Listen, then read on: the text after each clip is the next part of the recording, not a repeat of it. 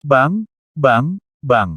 Suara derap kuda di depan tentara terdengar rapi dan berirama. Pasukan besar di belakang juga berbaris dengan ketat dan rapi. Gema di antara puncak di kedua sisi, menyebabkan Amengaum, Jiang Yi di dalam gua sangat terkejut hingga gendang telinganya berdebar, dan dia menjadi semakin ragu-ragu. Bunuh, pasti akan sulit menghabisi Xiao Hui. Jika Anda tidak menghabisi mereka, maka Anda hanya bisa melihat mereka memasuki Xia Yucheng. Itu sama sekali tidak mungkin dilakukan. Bertarung. Saat pasukan semakin dekat, Jiang Yi akhirnya mengertakkan gigi dan memutuskan untuk berjuang keras apapun yang terjadi. Lebih baik mundur jika tidak memungkinkan lagi. Ayo pergi. Jiang Yi dengan cepat mundur ke terowongan, memanggil Dahuang di terowongan yang telah digali di bawah, dan menyelinap ribuan kaki ke bawah, diam-diam menyelinap menuju jalan resmi. Ketika mereka sampai di dasar jalan resmi, Jiang Yi tidak terburu-buru, tetapi mengendalikan Dahuang untuk lari dengan cepat, mengubah terowongan di bawah menjadi labirin. Ada begitu banyak orang berkuasa di atas, Jiang Yi harus mempersiapkan retret, jika tidak, dia tidak akan bisa melarikan diri. Setelah memisahkan ilusinan lorong di bawah, Jiang Yi memperkirakan kurang dari separuh pasukan di atas telah lewat, puluhan gerbong seharusnya juga melewati setengahnya, bukan? Dia tidak tahu di gerbong mana Xiao Hui berada, jadi dia hanya bisa mencoba peruntungannya. Menurut akal sehat, Xiao Hui pasti duduk di gerbong tengah, karena yang di tengah adalah yang paling aman. Ayo pergi. Jiang Yi mengendalikan Dahuang dalam garis lurus untuk berlari ke atas dengan kecepatan tercepat, memegang jimat makhluk roh di satu tangan dan pedang naga api di tangan lainnya, siap untuk membawa Dahuang masuk dan melepaskan api bumi kapan saja. Hah! Sebelum dia bisa keluar dari tanah, ketika dia berada 20 kaki dari tanah, Jiang Yi tiba-tiba menemukan bahwa ada jalan besar di depan, dan ada pasukan yang padat di jalan itu. Ada tembok manusia di dalam tanah. Seberapa takutnya kamu terhadap kematian, Xiao Hui? Jiang Yi diam-diam berteriak, dan Rhubarb melonjak dari tanah, menakuti tentara Shen Wu yang sedang berjalan melalui gua. Di mana Jiang Yi bergegas, lebih dari 10 sersan juga terlempar oleh kepala Dahuang, sersan tersebut tersentuh oleh cahaya kuning di kepala Dahuang, dan baju besi mereka meledak lapis demi lapis dengan kecepatan yang terlihat dengan mata terbuka, dan tubuh mereka hancur, memar dan berdarah, lebih dari 10 orang tewas seketika oleh lampu kuning Rhubarb. Itu Jiang Yi, bunuh. Pasukan di kedua sisi terkejut. Ketika mereka melihat Jiang Yi mengendarai mobil kuning besar dan mengenakan pakaian malam, mata mereka langsung bersinar dengan niat menghabisi, dan sekelompok orang bergegas menuju Jiang Yi tanpa rasa takut dari kematian. Kembalilah Dahuang. Jiang Yi segera mengambil kembali Dahuang karena ada prajurit kuat di kedua sisi yang melepaskan serangan Yuan Li. Meskipun dia tidak tahu apakah pertahanan Rhubarb kuat atau mampu menahan serangan Yuan Li ini, Rhubarb adalah alatnya untuk melarikan diri, jadi dia tentu saja tidak berani membiarkannya terluka. Api bumi. Dahuang memasuki jimat binatang roh, Jiang Yi meraung, dan api bumi mengalir keluar, membentuk perisai api besar di luar tubuhnya. Nafas panas dengan cepat menyelimuti seluruh terowongan besar, dan kedua sisi hanya banyak sersan yang bergegas masuk langsung dibakar sampai mati. Xiao Hui, itu tergantung pada keberuntunganmu. Jiang Yi mengabaikan para prajurit di kedua sisi dan melihat ke dinding lumpur di atas kepalanya. Pedang naga api menyala dengan cahaya merah yang menyilaukan, dan dua naga api dengan cepat mengembun, membawa bola api tanah bersiul menuju puncak dinding lumpur. Boom! Pada saat ini, tanah di tengah tentara di atas jalan resmi tiba-tiba meledak, dan lumpur dan batu yang tak terhitung jumlahnya beterbangan. Sebuah kereta dan ratusan sersan di tengah semuanya terlempar, dan keduanya menembak, naga membawa aura penghancur dunia, mengaum tanpa suara dengan api bumi yang meledak di seluruh langit. Ah! Banyak sersan yang terlempar ke udara akibat ledakan tersebut, mereka sudah terluka parah, namun mereka ditangkap oleh dua naga api dan tubuh mereka langsung hancur berkeping-keping. Ada lebih banyak orang yang terkena ledakan api, dengan lubang besar muncul di tubuh mereka, dan mereka mengeluarkan jeritan yang melengking. Wow, puluhan ribu tentara menjadi gempar. Para sersan di pusat ledakan secara naluriah mundur keluar, sementara para sersan di luar bergegas menuju tengah. Banyak prajurit Fugue yang kuat bergegas menuju tokoh-tokoh besar di ketentaraan, beberapa orang bergegas menuju pusat ledakan, dan pemandangan menjadi berantakan. Tentu saja, pemandangannya sangat kacau karena ada dua pasukan, tentara kerajaan Shen Wu secara naluriah takut pada Jiang Yi. Pasukan kerajaan Xia besar belum pernah bertemu Jiang Yi. Ketika mereka melihat seseorang menyerang, mereka secara alami siap bertarung. Jiang Yi, semua orang adalah pecundang. Xiao Hui, yang berada di kereta di belakang, menjadi pucat untungnya, dia tidak duduk di gerbong tadi, kalau tidak dia akan berubah menjadi mayat saat ini. Gerbong itu hancur berkeping-keping.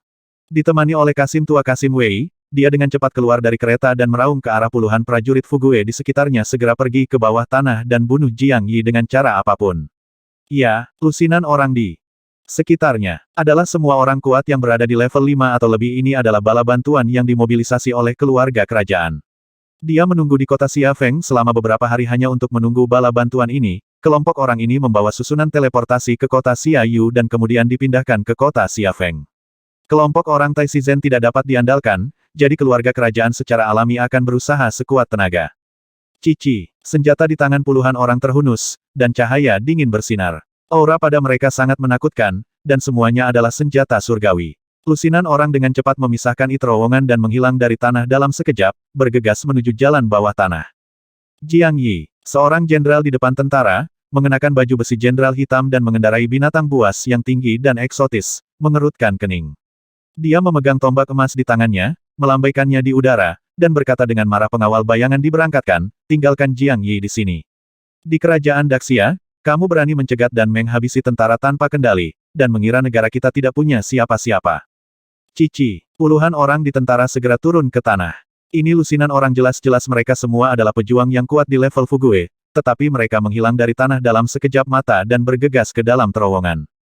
Gobi jantan, Jiang Yi menggunakan energi hitam untuk meningkatkan pendengarannya. Setelah menembakkan dua naga api, dia segera mendengarkan suara di atas. Dia tidak mendengar siapapun berteriak yang mulia, yang berarti Xiao Wuhui tidak ada di dalam gerbong dan operasinya gagal. Merasakan aura menakutkan yang tak terhitung jumlahnya mengalir menuju terowongan, Jiang Yi menghela nafas tak berdaya, dan hanya bisa menebaskan pedang ke arah lorong di depan, membiarkan naga api menghabisi orang-orang di sana dengan api bumi, dan juga memaksa para prajurit Fugue yang mengejar mundur. Pada saat yang sama, dia melemparkan telapak tangan yang meledak ke arah lorong di belakang, membakar sekelompok orang dan memaksa sekelompok prajurit Fugue mundur. Ayo pergi. Setelah Jiang Yi memutuskan untuk mengambil tindakan, dia tidak akan ragu sama sekali, dan dia pergi dengan tegas pada saat ini. Tubuhnya terbang ke bawah menuju lubang tempat Dahuang bergegas. Sebelum dia bisa jatuh, dia terus membanting telapak tangannya yang meledak ke dinding lumpur, menyebabkan seluruh lorong berguncang. Lumpur dan batu yang tak terhitung jumlahnya berjatuhan satu demi satu, menghancurkan lorong itu. Rhubarb, Fei menembak jatuh gua. Jiang Yi memanggil Rhubarb dan bergegas menuju sebuah lorong. Rhubarb sangat cepat dan menghilang di terowongan dalam sekejap. Cici, prajurit Fugue yang tak terhitung jumlahnya di atas, memegang senjata spiritual dan surgawi di tangan mereka, dengan cepat memisahkan terowongan dan bergegas turun. Tetapi ketika mereka bergegas ke terowongan tempat Jiang Yi masuk, mereka tercengang. Segala sesuatu di bawah ini adalah sebuah lorong, seperti labirin bawah tanah, memanjang ke segala arah, saling bersilangan, dan Anda tidak tahu harus mengikuti kemana. Cari secara terpisah. Xiao Wuhui dan Jenderal Besar Xiao Wang Suengwo mengeluarkan perintah kematian. Tentu saja, kelompok orang ini tidak bisa menyerah begitu saja, jadi mereka memasuki suatu bagian dalam kelompok dan mulai mengejar mereka dengan seluruh kekuatan mereka. Rhubarb Jiang Yi tidak cepat atau lambat, tapi jelas tidak secepat beberapa prajurit tingkat 6 dan 7. Lusinan terowongan yang digali Jiang Yi memainkan peran besar, jika tidak, jika lusinan orang mengejarnya, hasilnya tidak akan terbayangkan. Ada 4 orang yang mengejarnya dari jalur Jiang Yi. Keempat orang ini semuanya adalah orang kuat di level 5 atau lebih. Mereka mengejar satu sama lain dan dengan cepat menutup jarak. Mereka juga mendengar suara langkah kaki yang membosankan di depan mereka.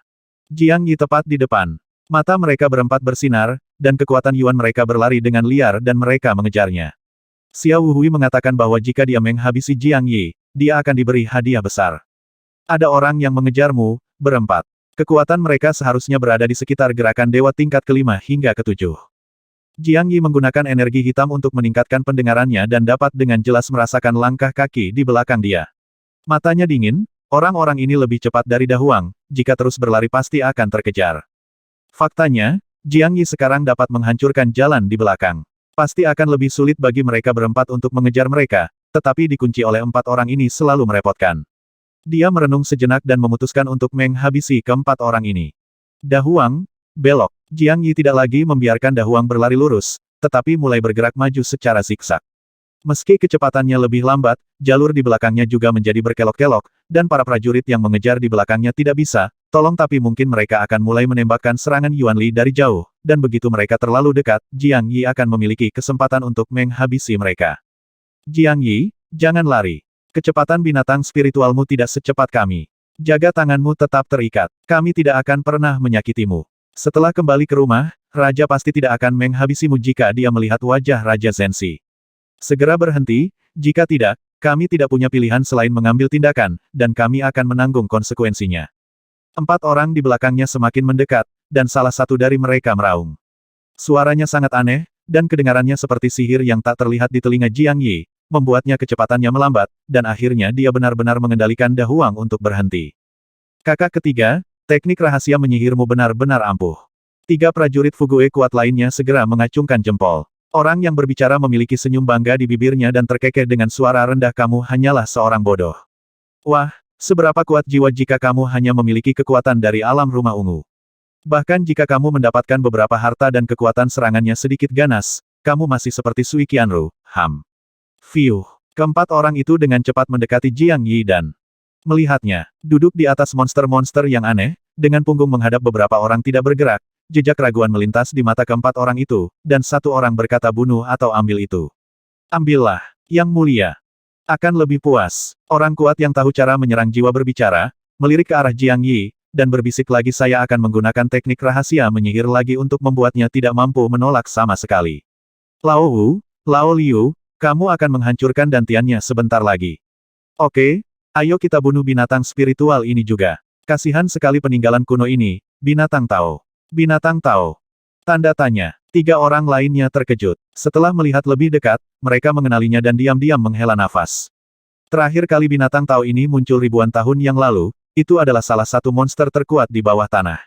Sekarang telah dijinakkan oleh Jiang Yi. Cepat atau lambat, Yi akan mati, begitu pula binatang Tao ini.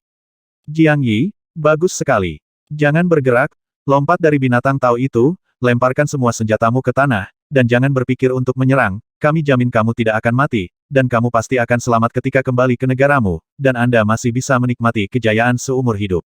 Pembangkit tenaga jiwa berbicara lagi, suaranya terdengar sangat aneh, terasa seperti angin musim semi, dan sangat meyakinkan. Bahkan 3 orang di dekatnya merasa bahwa apa yang dikatakan pria ini benar-benar benar pada saat ini. Jiang Yi seolah dia bisa pasti selamat. Fiuh. Mata Jiang Yi bingung. Benar saja, dia segera melompat keluar dari Da Huang. Dia berdiri di sana dengan tatapan kosong dan menatap keempat orang itu dengan tatapan kosong. Dia tidak memiliki niat menghabisi di tubuhnya, dan dia tidak melakukan gerakan apapun. Lakukan. Tanda seru. Kultivator jiwa yang kuat meraung, dan 2 Master Fugue berubah menjadi kilat dan terbang menuju Jiang Yi. Pedang panjang di masing-masing tangan ditembakkan langsung ke perut bagian bawah Jiang Yi seperti film laser, mencoba menghancurkan dantiannya. Idiot. Tanda seru. Tepat. Ketika mereka berdua mendekati jarak 3 kaki dari Jiang Yi, kebingungan di matanya menghilang dan digantikan oleh rasa dingin di matanya.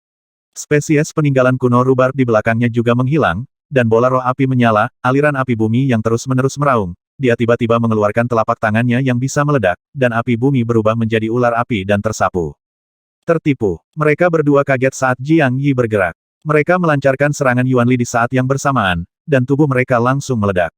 Namun akan lebih baik jika mereka tidak menembakkan serangan Yuanli ini, namun alangkah buruknya jika mereka melakukannya. Jiang Yi menghitung dengan sengaja dan tidak sengaja, dan tanah api dilepaskan terlalu cepat, dan serangan Yuanli kedua orang itu datang menderu. Dia kebetulan menembakkan peledak Yuan Palem, dan api bumi tersapu. Tak perlu bisa dikatakan, akhir ceritanya adalah serangan Yuanli kedua orang itu tidak dapat melukai Jiang Yi sama sekali dengan api bumi, api tanah itu meledak berkeping-keping dan melesat ke seluruh langit. Arti sebenarnya dari menghabisi pedang bayangan angin. Jiang Yi meningkatkan kekuatannya dan melepaskan niat sebenarnya untuk menghabisi. Meski dampaknya tidak besar, namun bisa memperlambat kecepatan mereka berdua. Sisik hitam muncul dan tiba-tiba menebas ke depan. Tiba-tiba, angin kencang bertiup dan angin yang tak terhitung jumlahnya naga-naga itu meraung pergi, meninggalkan tanah. Api itu benar-benar berubah menjadi percikan api di seluruh langit, memancar ke segala arah. Mereka berdua terlalu dekat dengan Jiang Yi. Tidak peduli seberapa cepat mereka mundur, semuanya sudah terlambat. Percikan api yang keluar menghantam mereka berdua, dengan mudah membakar baju besi mereka dan membakar lubang besar di tubuh mereka. Satu seseorang meninggal seketika, yang lain terluka parah, dan satu kaki terbakar. Suhu api di tanah jelas tidak cukup. Senjata surgawi pada keduanya masih utuh, tetapi juga terbakar hingga hitam. Hei, tubuh Jiang Yi terbang ke depan dan bergegas menuju 2 orang lainnya. Api di luar tubuhnya dengan cepat membakar prajurit yang terluka parah itu menjadi ketiadaan, dan membakar mayat lainnya menjadi bubuk. Gelombang api panas mendekati 2 orang di depan. Apakah itu mungkin? Orang kuat yang mempraktikkan teknik rahasia jiwa sangat terkejut. Dia sepertinya tidak percaya bahwa Jiang Yi berada dalam kondisi seperti itu. Bagaimana jiwanya bisa begitu kuat dan tidak takut dengan teknik rahasia sihirnya? Seseorang dengan cepat melancarkan serangan Tao Yuanli, mencoba menghabisi Jiang Yi. Api duniawi Yi telah habis terbakar. Bang, bang, bang. Setiap kali serangan Yuanli yang mengerikan menghantam api di tanah, gumpalan api di tanah akan meledak dan dikonsumsi dengan cepat. Keduanya juga dengan cepat mundur. Kecepatan Jiang Yi tidak dapat mengejar mereka berdua. Kematian. Jiang Yi Chen meraung, manik roh api di pedang naga api menyala, dan sebuah batu merah kecil muncul. Jiang Yi tiba-tiba mengulurkan tangan dan menjentikkan batu merah itu, lalu bertepuk tangan lagi, membuat batu roh api itu terbang menjauh. Kecepatannya ejakulasi meningkat sedikit. Hah, mundur. Mereka berdua tidak memperhatikan pada awalnya, tapi mereka langsung ketakutan ketika api hijau muncul di batu roh api. Suhu tinggi yang 10 kali dan 100 kali lebih panas dari api bumi menyelimuti terowongan. Meskipun dua di antaranya berada ratusan kaki jauhnya, mereka merasa sekujur tubuh mereka tertutup api, seperti terbakar. Cici, dua senjata surgawi di tanah yang belum dicairkan oleh api duniawi sebenarnya mengeluarkan suara cici setelah batu roh api terbang. Permukaannya meleleh menjadi besi cair, yang menunjukkan suhu apinya, keluar dari batu roh api. Tinggi sekali. Ah! Suhu tinggi yang mengerikan membuat mereka berdua merasa tercekik. Energi dan darah di tubuh mereka juga bergulir tanpa henti, energi mereka dalam kekacauan, dan kecepatan mereka tiba-tiba melambat. Batu roh api terbang ke arah mereka. Semakin dekat mereka, semakin lambat kecepatan mereka berdua. Mata mereka penuh ketakutan. Pakaian mereka mulai terbakar, dan asap hijau mengepul dari rambut mereka. Akhirnya, mereka pun mati terbakar oleh suhu tinggi, dan senjata surgawi di tangannya terbakar lagi. Ah! Ah! Ah!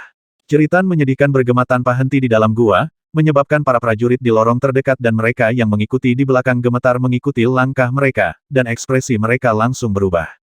Ayo pergi. Jiang Yi mendengar sedikit suara datang dari segala arah. Jelas bahwa orang-orang di lorong yang jauh mulai memisahkan ilubang dan bergegas menuju ke arah ini. Tentu saja, mereka tidak berani tinggal lebih lama lagi.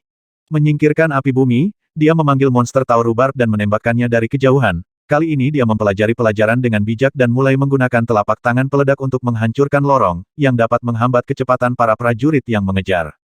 Wosh! Beberapa saat setelah Jiang Yi melarikan diri, banyak orang di kedua sisi memisahkan jalan dan tiba di tempat kejadian. Para prajurit yang mengejar di belakang jalan itu juga tiba. Melihat gua itu hangus hitam di mana-mana, dan masih ada sedikit bau darah dan nafas panas di udara sekitar mereka, diam-diam mereka semua ketakutan. Terutama ketika semua orang melihat 4 senjata surgawi terbakar di tanah, ekspresi mereka menjadi gelap, dan beberapa tidak berani mengejarnya.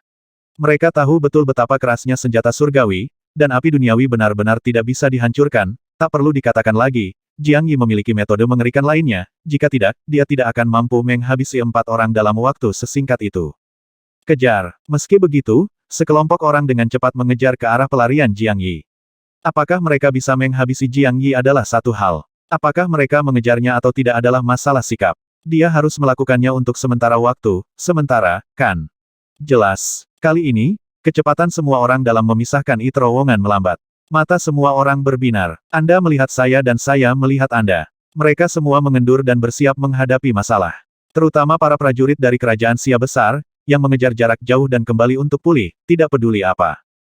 Jiang Yi menghancurkan jalan itu, dan arah gerak majunya ke kiri dan ke kanan, dan dia terjun lurus ke bawah ribuan kaki, memungkinkan semua orang untuk mengejarnya.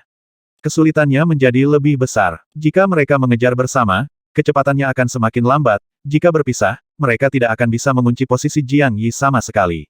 Setelah 1 jam pengejaran, orang-orang kuat dari kerajaan Shenwu semuanya berbalik dan kembali pengejaran ini juga dinyatakan gagal.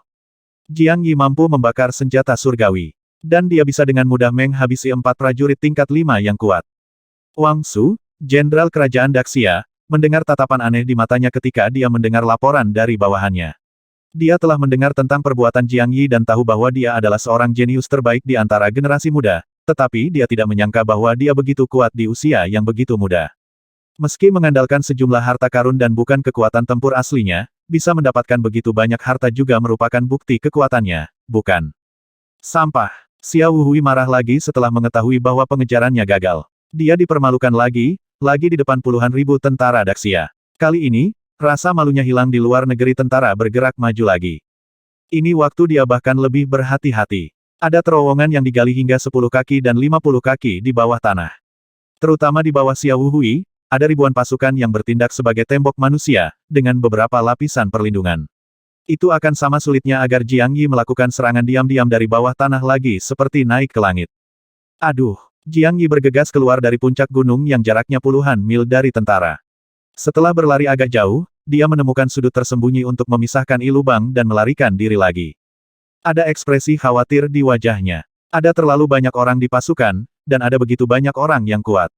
Ini adalah akibat dari prajurit puncak yang tidak bergerak di pasukan tidak bergerak. Prajurit yang kuat di puncak Dewa Perjalanan semua akan dapat menyerang dengan tanda Dao, dan api duniawi mungkin tidak dapat memblokirnya. Tidak ada yang bisa kita lakukan. Jiang Yi sedikit bingung saat dia duduk di atas binatang dahuang. Dia tidak dapat menemukan Xiao Hui sama sekali. Sulit untuk mendekati kereta dalam situasi ini. Pertahanan di bawah terowongan akan lebih ketat. Dan bahkan jika dia menghabisi Xiao Hui, dia mungkin tidak bisa mendapatkan alam Yuan ilahi kuno. Dia tidak yakin apakah cincin Yuan ilahi kuno akan hancur berkeping-keping. Aku tidak bisa berjalan di tanah, dan saya tidak bisa berjalan di bawah tanah. Apakah tidak ada jalan keluar? Tanda tanya. Jiang Yi mengusap wajahnya, dan segera matanya berbinar. Dia tidak bisa berjalan di tanah atau di bawah tanah, tetapi dia bisa pergi ke surga. Ada banyak pejuang yang kuat di pasukan, jadi dia tidak bisa terlalu dekat dengan tentara, tapi dia memiliki batu roh api. Jika dia menunggangi makhluk roh terbang, dia tidak harus mendekati tentara sama sekali, dia bisa langsung menyerang dengan batu roh api di langit. Baik, Jiang Yi menjadi bersemangat. Dia juga memiliki jimat binatang spiritual. Bahkan setelah Huo Feng meninggal, dia berani menjinakkan binatang spiritual lainnya. Karena dia tidak mati ketika dia menjinakkan burung Phoenix api, bukankah akan terjadi apa-apa jika dia menjinakkan makhluk spiritual lain sekarang? Ayo pergi. Jiang Yi tahu betul bahwa tidak ada monster di Daxia. Sudah terlambat untuk pergi ke pegunungan 30.000 sekarang, jadi dia hanya bisa mencari monster terbang di dekatnya. Dahuang, pergi ke barat. Peta yang diberikan Qian Kun menunjukkan bahwa ada gunung Yunxia di barat. Meskipun tidak ada monster tingkat tinggi di sana, kudengar masih ada monster tingkat ketiga, dan bahkan lebih banyak lagi monster tingkat kedua, memesan monster di Daxia, negara ini sangat terkenal. Letaknya tidak terlalu jauh dari Gunung Yunxia, dan Anda mungkin bisa sampai di sana dalam 1 hari. Setelah menjinakkan makhluk roh, 1 atau 2 hari akan cukup untuk mengejar tentara, Anda akan dapat mengejar sebelum tentara mencapai kota Xiaoyu. Setelah Dahuang menyelinap ribuan kaki di bawah tanah, dia mulai bergegas menuju barat dengan kecepatan penuh. Setelah Jiang Yi yakin bahwa itu aman, dia duduk bersila di Dahuang untuk beristirahat dan berlatih, memulihkan kekuatan fisiknya yang kelelahan, dan energi. Seperti yang diharapkan oleh Jiang Yi, dia tiba di dekat Gunung Yunxia keesokan paginya, setelah memastikan bahwa Gunung Yunwu ada di depannya, dia menyelam lagi dan memasuki kedalaman Gunung Yunxia langsung dari tanah.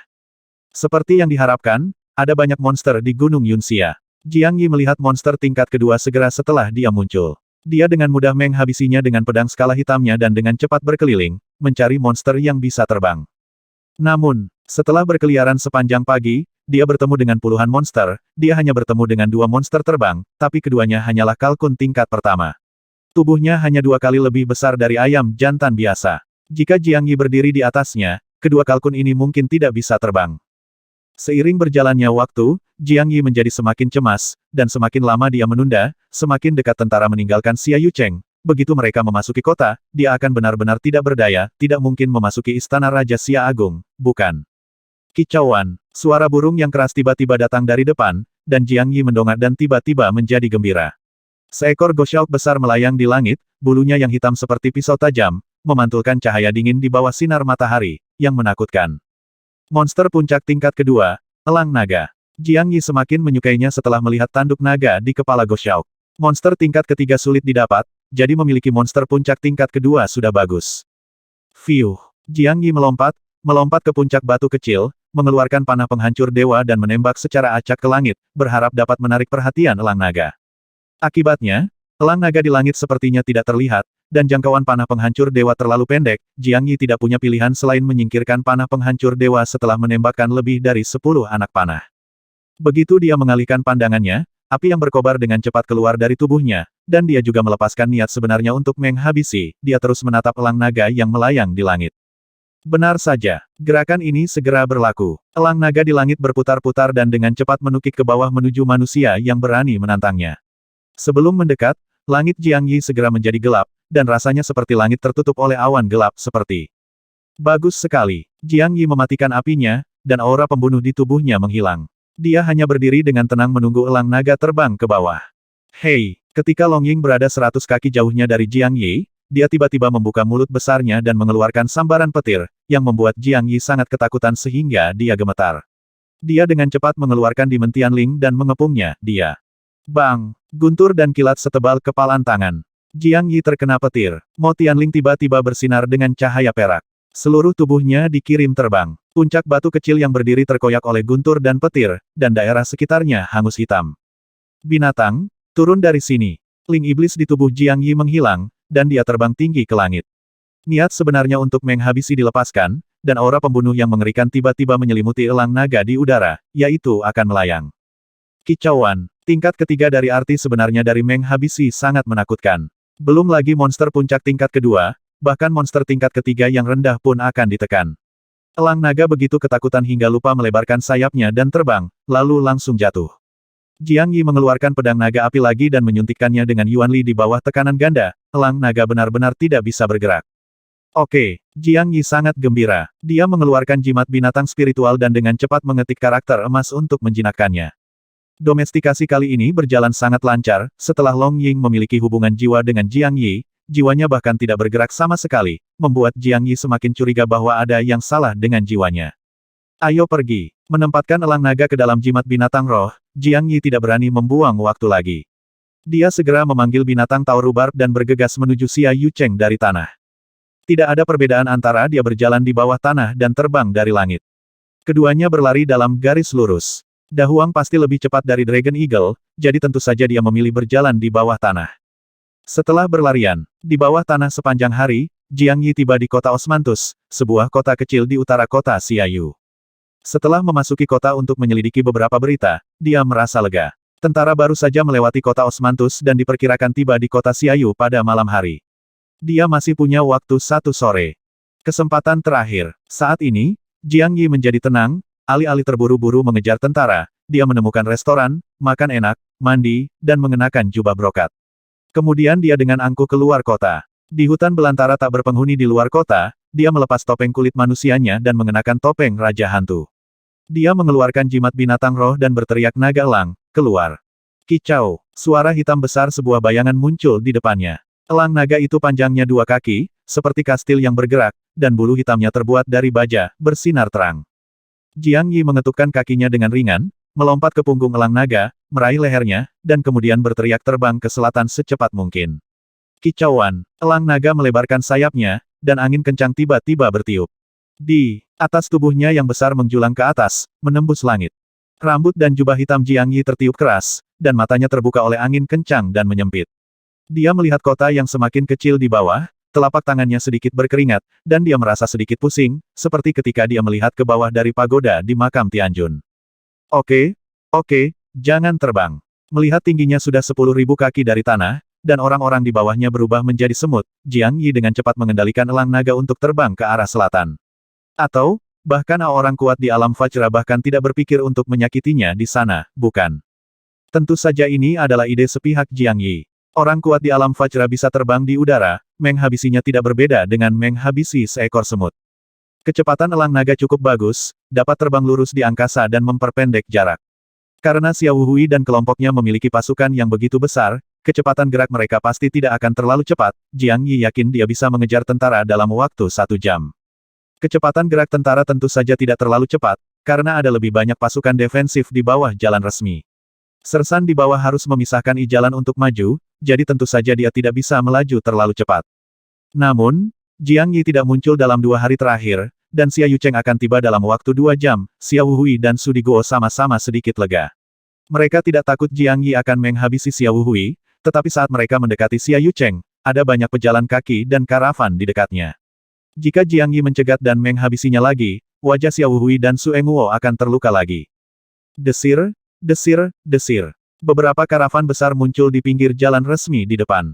Tentu saja karavan ini belum bisa tetap berada di jalan resmi. Sudah dikuasai tentara sejak awal dan menunggu tentara lewat. Para pedagang ini jelas merupakan warga Daxia. Setelah melihat tunggangan Su Diguo di depan tentara, mereka satu persatu berlutut.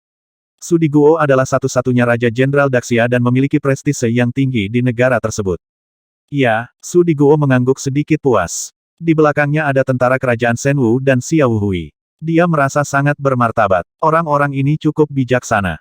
Kicauan. Pada saat ini, suara keras datang dari langit, yang membuat suasana hati Sudi Guo, yang baru saja membaik, tiba-tiba tenggelam.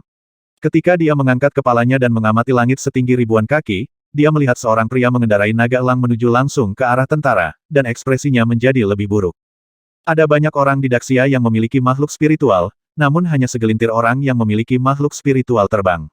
Namun tak seorang pun di Daxia yang berani mengendalikan makhluk roh yang terbang di atas kepalanya dan puluhan ribu pasukan orang ini jelas memiliki niat buruk. Waspada, Sudi Guo berteriak dengan suara yang dalam. Ada banyak prajurit kuat di pasukan yang dengan cepat melompat ke kereta dan bukit Sifeng di dekatnya. Mereka melihat elang naga yang melayang di atas dan elang naga di atas elang naga, manusia. Hah! Xiao Hui melihat melalui tirai mobil, wajahnya berubah, tapi matanya penuh kejutan. Bukankah Jiang Yi memiliki peninggalan kuno binatang Tao? Sudah menjadi fakta umum bahwa satu orang tidak dapat memiliki dua makhluk spiritual. Jika orang ini bukan Jiang Yi, lalu siapa? Kicauan.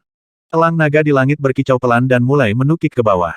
Para prajurit Fugue di bawah semuanya menjadi gugup, dan tangan mereka dikelilingi oleh Yuan Li, siap menyerang kapan saja. 1000 sersan dengan busur penghancur dewa juga menggunakan panah-panah untuk mengincar elang naga di atas. Lebih banyak sersan yang mengeluarkan busur dan anak panahnya, mengarahkan busurnya ke arah elang naga di langit. Selama ia berani mendekat, ia akan melakukannya, segera menyerang. Sudi Guo sedang menunggangi makhluk asing yang tinggi, mengarahkan tombak ke langit di tangannya. Cahaya pada tombak itu bersinar, dan auranya sangat menakutkan. Dia memandang pria bertopeng di atas elang naga dan berteriak siapa itu datang. Saya Wang Su, Jenderal Kerajaan Daxia. Mundur cepat, kalau tidak saya akan menyalahkan Anda karena bersikap kasar. Hahaha. Naga elang turun beberapa ribu kaki dan berhenti di udara. Anak buah Jun tertawa dan berteriak Jenderal Su, saya tidak punya niat menjadi musuh Daxia. Jika Anda tidak menyerang saya tidak akan menghabisi siapapun dari Daxia. Saya hanya ingin rumput penenang jiwa, Xiao Hui, saya hanya menginginkan Anda. Serahkan rumput penenang jiwa dan saya akan segera mundur, jika tidak Anda akan bertanggung jawab atas konsekuensinya. Jiang Yi. Puluhan ribu tentara gempar. Jiang Yi ada di sini lagi. Atau apakah dia begitu sombong dan tidak bermoral, mengancam pangeran kerajaan Shenwu di depan puluhan ribu tentara dan orang kuat yang tak terhitung jumlahnya? Apakah ini ritme perebutan yang jelas? Mengapa dia memiliki dua binatang spiritual? Dan burung phoenix api dari masa lalu juga miliknya. Mata Xiao Hui dipenuhi dengan keheranan, tapi dia pastinya adalah Jiang Yi. Dia tahu suara yang berubah menjadi abu. Kejutan di wajahnya dengan cepat berubah menjadi kemarahan, dan dia meraung kemarilah, bunuh dia. Bunuh pengkhianat ini, orang-orang kuat. Kerajaan Shenwu juga ingin menghabisi Jiang Yi, dan Su Engwo juga ingin menghabisinya. Tapi Jiang Yi berada ribuan kaki jauhnya dari tanah saat ini, jadi serangan mereka tidak dapat mencapainya. Ada sedikit kemarahan di mata Sudi Guo. Dia merenung sejenak dan berteriak dengan marah lagi Yang Mulia Wu Hui adalah tamu terhormat negara kami. Karena dia berada dalam wilayah negara kami saat ini, tentu saja kami punya untuk melindungi keselamatannya. Saya tidak peduli siapa Anda, Rajaku, segera mundur, jika tidak, Anda akan dianggap sebagai musuh Gritsia. Bunuh tanpa ampun. Hahaha, Jiang Yi berdiri di atas elang naga. Dia menganggap ancaman musuh Su sebagai kentut. Dia melihat lusinan kendaraan di bawah. Kereta itu meliriknya dan berteriak, Xiao Hui, jika kamu laki-laki, keluar dari sini. Apa gunanya meringkuk? Seperti kura-kura, beri aku rumput yang menenangkan jiwa atau tidak, tapi kamu harus memberiku kata-kata. Huff. Xiao Hui akhirnya tidak tahan lagi. Dia menerobos bagian atas kereta dengan kedua tangannya dan melompat, berdiri di atas gerbong, seorang kasim tua di sebelahnya segera mengikutinya keluar, dikelilingi oleh penjaga buronan. Xiao Hui memandang Jiang Yi tinggi di langit, mencibir dan berteriak Jiang Yi, rumput penenang jiwa ada di tangan Yang Mulia. Jika Anda bisa menanamnya, ambillah. Oke, saya di sini. Jiang Yi tertawa keras, elang naga menukik ke bawah dengan cepat. Mata Xiao Hui dan yang lainnya di bawah berbinar. Senjata di tangan prajurit Fugue yang tak terhitung jumlahnya, termasuk Su Engwo, semuanya menyala. Serangan Yuan Li yang tak terhitung jumlahnya terbang ke atas, dan banyak busur mesin jarak jauh seperti belalang. Tembak ke arah langit. Hahaha, penglihatan Jiang Yi sangat menakutkan. Berdasarkan kecepatan panah-panah Yuan Li, dia secara kasar menghitung jarak serangan lawan. Ketika dia berada 3000 kaki dari tanah, dia tidak berani untuk terus turun, jika tidak Long Ying akan dibunuh. Dia mengendalikan elang naga untuk terbang ke atas, dan bola roh api di tangannya juga menyala. Sebuah batu merah kecil muncul. Dia tiba-tiba bertepuk tangan dengan satu tangan, dan batu roh api itu segera ditembak jatuh. Semuanya menyebar, mundur, ups. Saat batu spiritual api muncul, ekspresi Kasim tua Kasim Wei, para Fugue Master di sekelilingnya, dan Su Enguo semuanya berubah. Kasim tua itu meraih Xiao Hui dengan satu tangan dan melesat ke kejauhan dengan kecepatan yang menakutkan. Daerah sekitarnya juga berantakan. Banyak prajurit Fugue yang kuat melompat dan melarikan diri ke segala arah. Para prajurit kerajaan bela diri ilahi juga mundur ke segala arah karena ketakutan terbuka. Cici, batu roh api dihancurkan oleh Jiang Yi. Itu mendarat terlalu cepat. Api hijau meledak saat masih di udara. Nafas panas menyelimuti ribuan orang di bawah. Bahkan negara musuh Su di depan tentara mereka semua merasakan suhu tinggi yang mengerikan. Ah! Semua prajurit kuat Shen Yu melarikan diri dengan cepat. Para prajurit kerajaan Shen Wu ingin melarikan diri, tetapi mereka dikepung oleh pasukan. Di mana mereka bisa melarikan diri? Batu roh api akhirnya jatuh ke tangan tentara, dan suhu tinggi yang mengerikan membakar ratusan orang hidup-hidup dan membakar hampir 1000 lainnya. Kicauan, Jiang Yi di langit sekali lagi mengendalikan elang naga untuk menukik ke bawah. Dia mengunci Xiao Hui, yang sedang dibawa pergi oleh Kasim tua itu, dan berteriak Xiao Hui, jika kamu tidak menyerahkannya rumput penenang jiwa, saya akan semua Kam Shen Wu Anda akan dibakar sampai mati. Negara musuh Soviet menyuruh rakyat Anda melarikan diri, jika tidak, saya tidak akan bertanggung jawab atas cedera yang tidak disengaja. Sombong, sombong, bodoh. Inilah yang dirasakan Jiang Yi kepada semua orang di bawah, jika orang kuat di alam Fajra berdiri dengan bangga di langit saat ini, orang-orang di bawah akan merasa mendominasi, takut, dan putus asa. Tapi siapa Jiang Yi? Seorang anak laki-laki berusia 16 tahun, menemui takdir tertentu, mendapatkan harta, dan ingin membantai puluhan ribu tentara. Apakah Anda akan mengancam satu-satunya jenderal hebat Daxia? Banyak orang menjadi marah, dan Uni Soviet bahkan lebih marah lagi. Tapi semua orang marah, dan mereka segera menyadari kenyataan, mereka tidak bisa menghabisi Jiang Yi, tapi Jiang Yi bisa terus melemparkan batu-batu kecil dengan api yang mengerikan, membakar dan menghabisi orang. Jumlah orangnya terlalu banyak, dan medan di dekatnya bukan dataran, tidak mungkin membubarkan pasukan dalam waktu singkat. Jiang Yi dengan cepat mengendalikan elang naga untuk menukik ke bawah, jarak yang dia turunkan sangat cerdik, 2000 hingga 3000 kaki di atas tanah. Pada jarak yang begitu jauh, bahkan busur panah terkuat dan energi yang dilepaskan dari puncak gerakan ilahi tidak dapat melukainya. Terus terang, orang-orang di bawah ini kurang beruntung dan benar-benar bisa mengenai sasaran, damagenya mungkin sangat kecil, setidaknya mereka tidak bisa menghabisi elang naga. Wosh! Jiang Yi mengejar Xiao Hui sepanjang jalan, dan setiap kali dia menukik ke bawah, dia akan menembakkan batu roh api.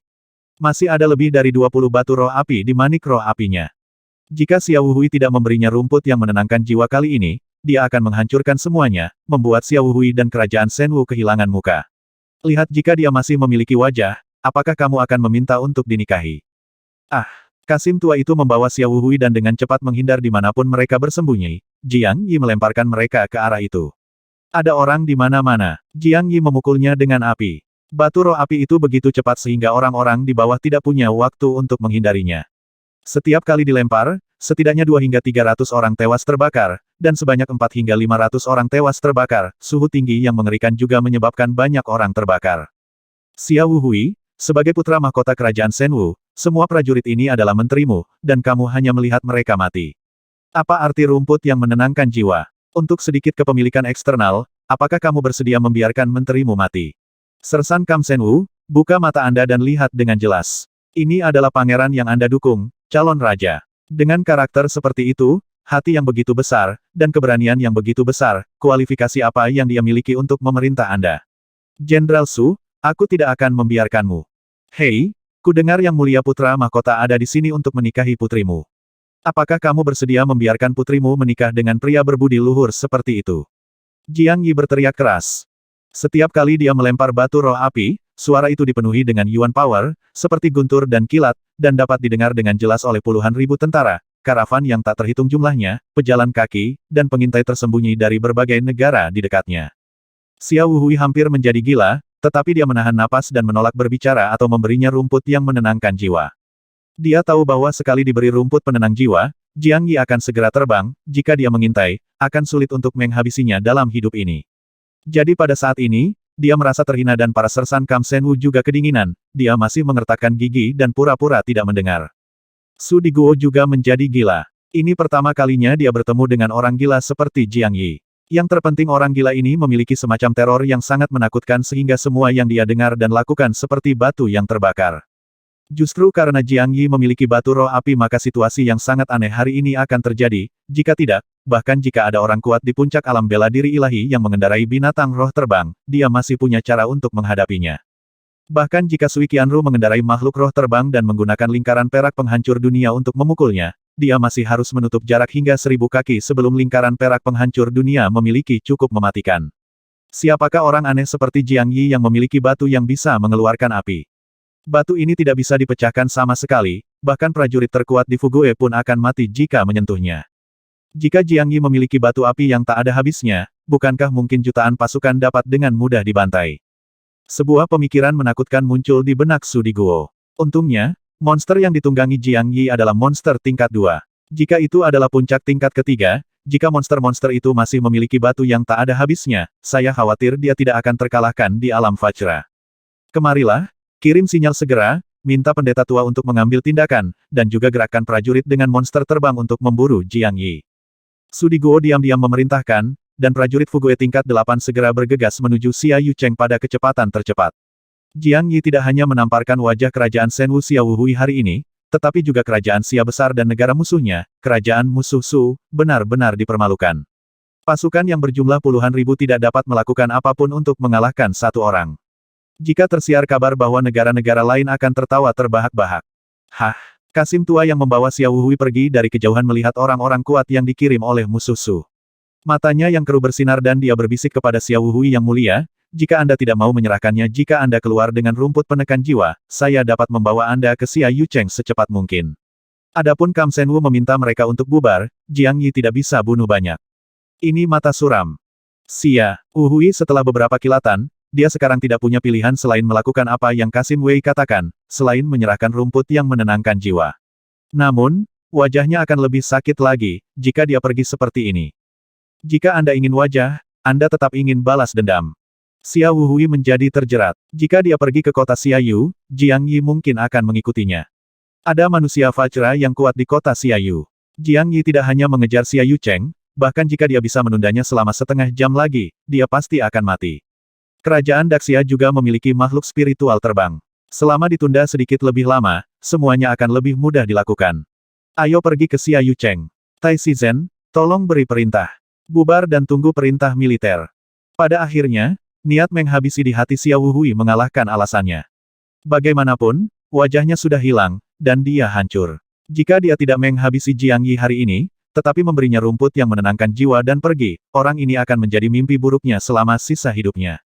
Fiuh. Kasim tua itu mulai berakselerasi dan bergegas menuju Xia Yucheng setelah Tai Shizhen mengertakkan gigi dan menyerahkan perintah militer, dia memimpin sekelompok prajurit Fugue dan mengikuti Xia Wuhui.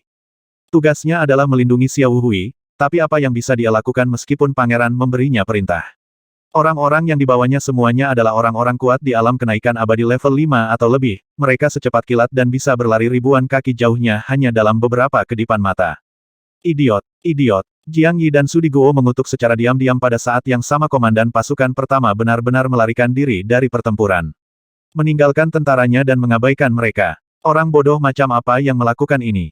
Apa yang akan dipikirkan prajuritmu? Anda bisa mengorbankan mereka di saat kritis, Anda bisa memperlakukan mereka sebagai bukan apa-apa, memperlakukan mereka sebagai anak terlantar, mengapa mereka harus mengorbankan nyawanya demi Anda? Mengapa saya harus mendukung Anda? Wow, para sersan Kam Shenwu juga tercengang. Meskipun perintah militer diturunkan, tidak ada satupun dari mereka yang lolos. Mereka menatap penuh semangat ke arah pangeran dan jenderal yang melarikan diri. Sepertinya mereka tidak mengerti kalau pangeran dan jenderal, yang dalam pikirannya suci, mulia dan agung, sebenarnya begitu pengecut. Abaikan mereka. Hahaha, Jiang Yi tidak mengejarnya. Dragon Eagle hanyalah monster puncak tingkat kedua. Bagaimana mungkin dia bisa mengejar prajurit puncak dari gerakan abadi? Dia hanya merasa konyol, diejek, dan sedih. Dia tidak menghancurkan batu roh api lagi untuk menghabisi tentara kerajaan Shenwu di bawah. Dia tidak benar-benar gila, dia juga bukan seorang pembunuh. Dia bahkan tidak ingin menghabisi siapapun kecuali dia terpaksa melakukannya. Meskipun dia telah meninggalkan kerajaan Shenwu, dan meskipun dia membenci keluarga kerajaan Raja Shenwu dan banyak orang, dia lahir di kerajaan Shenwu dan memiliki sedikit rasa hormat terhadap negara ini, emosi. Jika bisa bahagia dan sehat dalam hidup ini, siapa yang rela hidup di pengasingan? Siapa yang ingin menanggung keburukan seumur hidup? Siapa yang ingin dikritik? Siapa yang ingin dikejar-kejar seperti guk-guk liar, dan semua orang berteriak dan memukulinya? Dia tidak pernah ingin berurusan dengan siapapun, dia juga tidak ingin memperjuangkan ketenaran dan kekayaan, dia juga tidak suka menghabisi orang. Xia Tingwei, jika Xia Wuhui tidak memaksanya dan mengambil rumput penyejuk jiwa miliknya, dia akan secara terbuka mengkhianati dan menggigit orang seperti guk-guk gila karena penyakit mentalnya. Rerumputan yang menenangkan jiwa telah hilang. Dia tidak lagi berminat untuk tinggal di sini. Tentu saja, dia tidak akan mengejar Xia Wuhui seperti orang idiot. Dia hanya berdiri di atas elang naga dengan tatapan kosong, memandangi kerumunan seperti semut di bawah, menghela nafas panjang. Musuh Jenderal Su, sersan dari Batalion Shenwu, dan sersan dari Kerajaan Xia Besar. Hari ini Jiang melakukan pembunuhan besar-besaran demi rumput penekan jiwa. Itu murni tindakan putus asa. Jika Anda ingin balas dendam, silakan bunuh Jiang.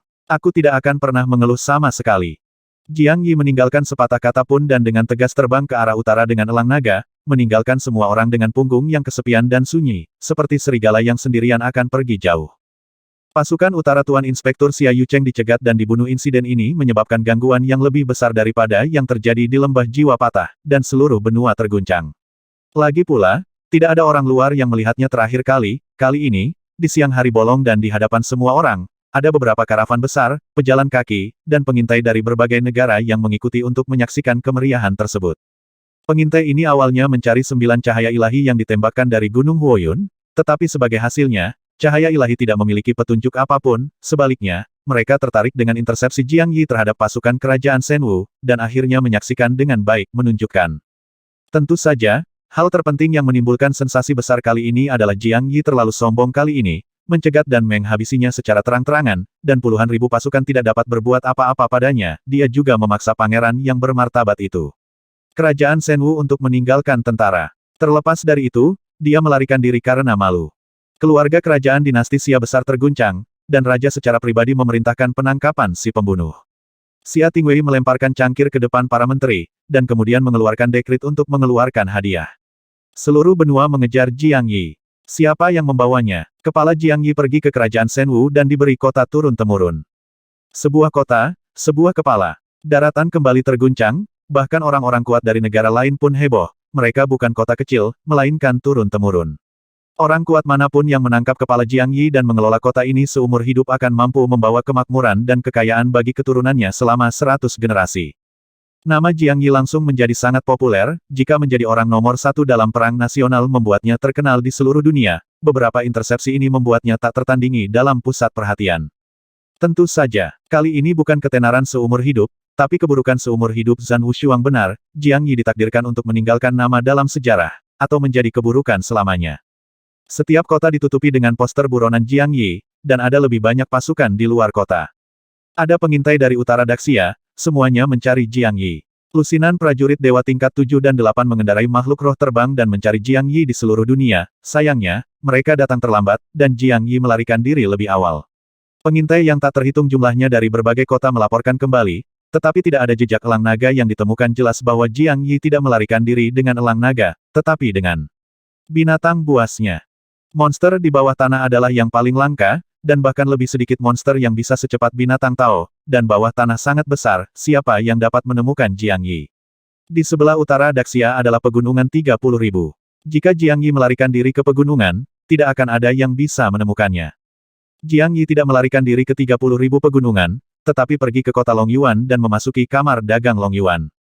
Xia Wuhui memasuki Xia Yucheng, dan tidak ada harapan untuk rumput penenang jiwa. Jiang Yi masih tidak mau menyerah dan ingin melihat apakah ada cara untuk mendapatkan rumput penenang jiwa dari keluarga kerajaan Daxia. Obat mujarab ini terlalu langka.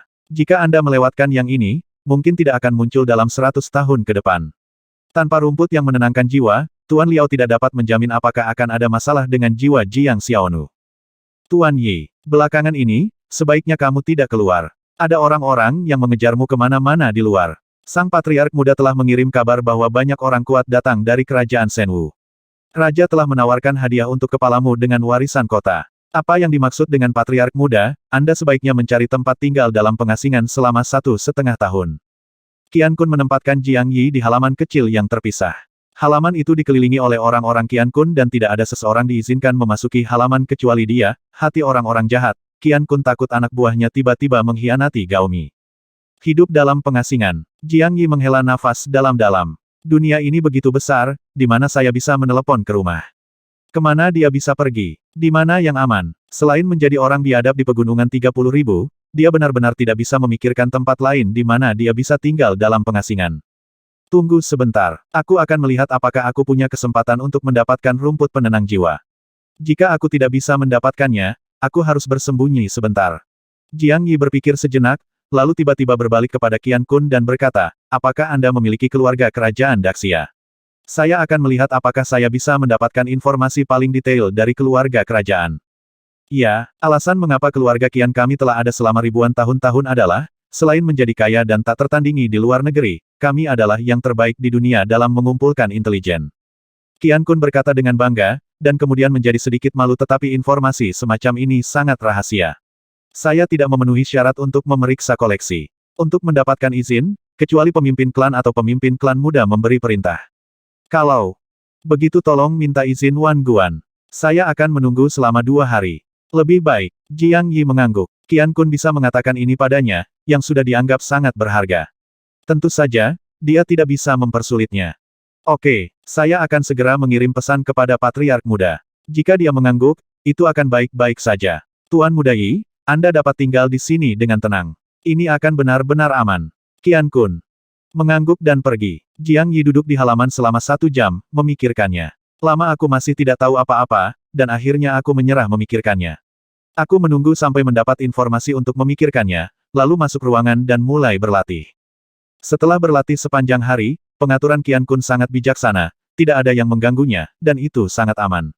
Yang membingungkan Jiang Yi adalah 9 bintang di dantiannya, dia tidak berani bertanya kepada siapapun tentang hal ini, karena takut orang lain akan menganggapnya sebagai monster.